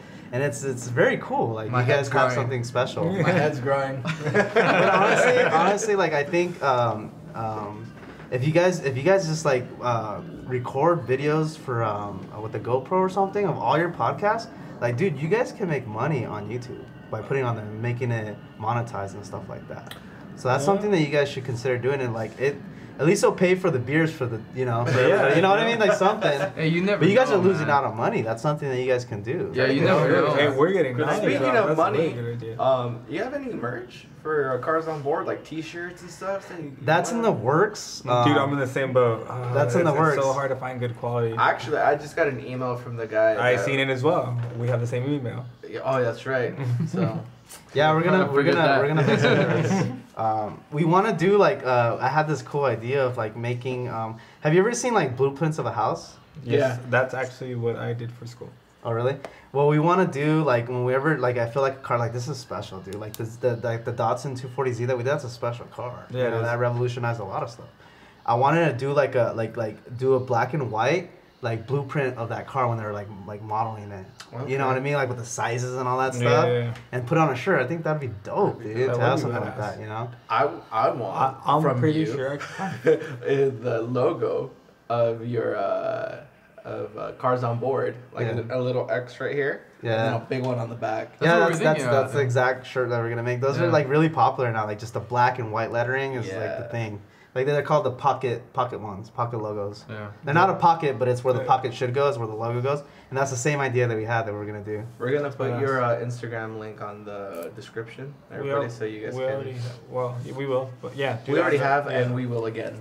Please. So that way you guys can keep up with all the nonchalant that Cars on Board is doing. Yeah, there's gonna be a lot more coming up. Like he said, like Alex said, behind the scenes and. Before I went out to visit Day Day, you were saying you guys filmed a motorcycle? Yeah, Honda. Yeah. Did you guys expand on that? You know what? That was an interesting story. We have a friend. His name is Danny, and he was into like fixie bikes and stuff like that. And then he got I'll take another one. And he got this Honda bike. It was like a regular Honda like cruiser. It looked like an old man's. Shadow? I don't know exactly what it was, but it was looked like an old dude's bike. Mm-hmm. And the style of these bikes that they make is called bobber style bikes. And bobber style bikes is like just the essentials, like fuck your turn signals, fuck this, like whatever you need the bike to go down the street, you're good to go. And then they're like usually rusty with patina, make it look off like basically the bike looks like you went to a junkyard and just slapped it together. Yeah, that's how those bobbers look. Yeah, so that's what he built, and I thought that was an interesting story. And this is like Cars on Board, like we're going through all these motions with new stuff. And what happened is that we had 2 cars booked to be on our channel. Mm-hmm. We had a Golf, and then we had a Datsun 510, an old school Datsun, which I'm like looking forward to so bad in San Diego. And the first we had the Golf. He blew his tranny, like days before we're gonna shoot, like a week before, and then that set us back a week. And then think about it, like it takes us a day to film it, but editing is where it all comes together. That's where the magic happens. Editing, I spend 2 to 3 weeks editing. So we're talking for one show, it's production of about almost a month of work. So that's why we don't have that much content, because it's I'm editing everything. You That's know? a craft right there. You know what I mean? You should hit me up, man. I got 97 stripped down Acura Integra automatic. Stock rims. You should hit him up when you're ready to be on the show. Hey, I was hearing on the podcast that Peter, that you were talking about that you have your own little like indie films or something like that. Oh, Or we stand-up are. comedians or something. Yeah, we're shooting this, which we need to get back to it. We've had a couple. He weeks doesn't of- like to mix business. No, that's a stand-up. I'm fine with the stand-up. It's the music thing then. It's a little different there. He denies this all the time. No, but we are doing this comedy web series. It's called Open Mic, and it's just a bunch of like the storyline basis is it's based around 3 guys that are trying to make it in the stand-up comedy world. But like how shitty their lives are also. It's not all like the glamour that people think like, oh, look at these comedians, they have everything they like wanted, but nobody knows all the like struggles they have to go through in order to make it. So we There's that's so many too. That's so badass. yeah, that's really the, badass. That's the premise. So is it like you're doing like episodes reality style, or is it like a short film, or what's the deal? It's episodes. It's each I think our writer has written 6 of them. I think that's gonna be like the first season, and they're only gonna be like 10 to 20 minutes long. And then these are on YouTube? They're not up yet. They're not up yet. We are still filming them. What's the end goal to be at, like to have them showcasing? Ooh, I don't know. See, we ran into a little bit of trouble with the writing, and that set us back a little bit. So I think we're gonna meet this coming up weekend to schedule the days that we're gonna be shooting, and when the release dates are gonna be, you know. And as far as open mic goes for me, or stand-up goes for me, I'm just doing open mics as much as I can, and hopefully somebody will book me on a show. I'm still an open micer, so. I'm sorry, but are you still gonna do that one show you were on before? Kill Tony? Yes. Yes. That one was rough because you only get a minute to make everybody laugh, and in order to come up with a joke that's a minute long, it's short. Like you need a setup. That's skill. Yeah. So I So mean. build your skill. Yeah. No. So it's good I for you. got good feedback from like Ralphie May, and Tony Hinchcliffe and all those guys, but I was really nervous. Who are these people? They're comedians. They're established comedians. So what you do is you basically go up on stage, and next to you there's 3 to 4 comedians, kind of like the America's Got Talent, and you get 1 minute, and then you do your minute, and then they critique you. Either they give you props or they like nail you to a fucking cross. That's the best. That's But- cool. Pressure. But what I want to say is, like, if you guys ever need help on your project, on filmmaking and stuff, like, Oh, hell yeah, man. holler at me, man. Like, I'm always down to, like, especially when people are serious on doing different projects, I like to network, because you never know who the next Steven Spielberg is, or Exactly. who the Yeah. next person, big thing. Like, I love to network, and especially, like, the passion is filmmaking, I'm always down. Brad, his name's Brad Salah. He's a fantastic writer, and he directs the films. That's what he studied for. He's great. So 15 on Deuce filmed on in Instagram. We'll go check it out. But I mean, yeah, we're excited. We got backed up a little, but I mean, we're still gonna go forward and make that happen. I mean, who knows? Maybe somebody will want to buy the show and Everything, like, I think I've been in the entertainment business, like, dealing with TV shows, like, shows that I've worked on. I've worked on so many TV shows. Like, I worked on Seinfeld, because I do syndication stuff. Syndication is like, the show already aired, and let's say somebody else wants to buy like a cable station and re-air it again, and that's what I do. Like, we reformat stuff like that. And I worked on all kinds of shows and stuff. But I think that we're getting into a decade where things are changing. Like how we talked about weed, like accepting weed. It's like things are changing. I think the next 10 years, like, stuff's gonna change dramatically, like with DirecTV and all these guys, because of Netflix. Netflix is like the first thing that's like changing the game. And I think what's gonna happen, we're in a decade where we want everything fast, right? Yeah. And we want everything to be what we want. And I think that now, like me, like I don't watch TV anymore. Now I go on YouTube and watch content that I want to watch. Yeah. Right. And Nobody same watches TV anymore. and same with podcasts. I think podcasts is like we don't want to listen to your bullshit. We want to listen to what we want to listen to. Exactly. You know what I mean? Like I started listening to the Joe Rogan podcast because Oh, they're car guys. You know, they talk about cars. Like I just watched the one with Magnus Walker, which is a really popular guy that works on vintage Porsches, like 60s and 70s Porsches. And I look up to him because like I love his cars and stuff, and his story is crazy. You guys should check out that podcast. It was with him and Alex from Sharkworks, which creates these crazy 996 and 997s, earlier Porsches. Is that a newer podcast or an older? No, it's old. Just type in older. Rogan Experience and then type in Walker. Walker. And then it'd be like this crazy like British rock guy. All right. He has like dreads and stuff, and his story's crazy, man. He came to the States, and you know how he started? He became a millionaire, dude. He would go to Melrose. Before Melrose, I don't know if you've ever been to Melrose, but Melrose is like oh, look at my $1,000 jeans and stuff like that. He would go to thrift stores and pick out all the cool shit, like a cowboy shirt, a flannel, stuff like that, and resell it to like these fancy ass spots and be like it's one of a kind. And he started doing that, and then he started his own clothing company where he started making his own clothing company. Urban Outfitters. It's like that, something like that. But he started his own clothing company where he was selling to like AC/DC, all these crazy 80 rock bands. And he started making fucking money, and then he followed his passion. And which was crazy, his story is, this is a documentary that you guys must watch. It inspired for Cars Onboard a lot. It's Urban Outlaw. Urban Outlaw. Urban Outlaw. I've heard about it. I believe I've seen it. And God enlighten us damn. on it a little bit. It's this documentary about Magnus Walker, the same guy that we're talking about. He it tells his whole story. It's about, I believe, 17 minutes, 20 minutes long, and it changed his life. Like it's crazy because from the beginning of his life, it's like you gotta follow your passion. Yeah. That's the way I see my life. Like if you're not doing what you love, you're never gonna be great at it. Like Kobe Bryant, like he fucking plays basketball because he loves basketball. He'll fucking. I just watched Muse. Have you guys seen that documentary, Muse? No. Muse is a documentary they did on Showtime, I believe, of Kobe Bryant. Dude, when he first played the playoffs, I think he missed like 3 threes against, I think it was Boston or some team.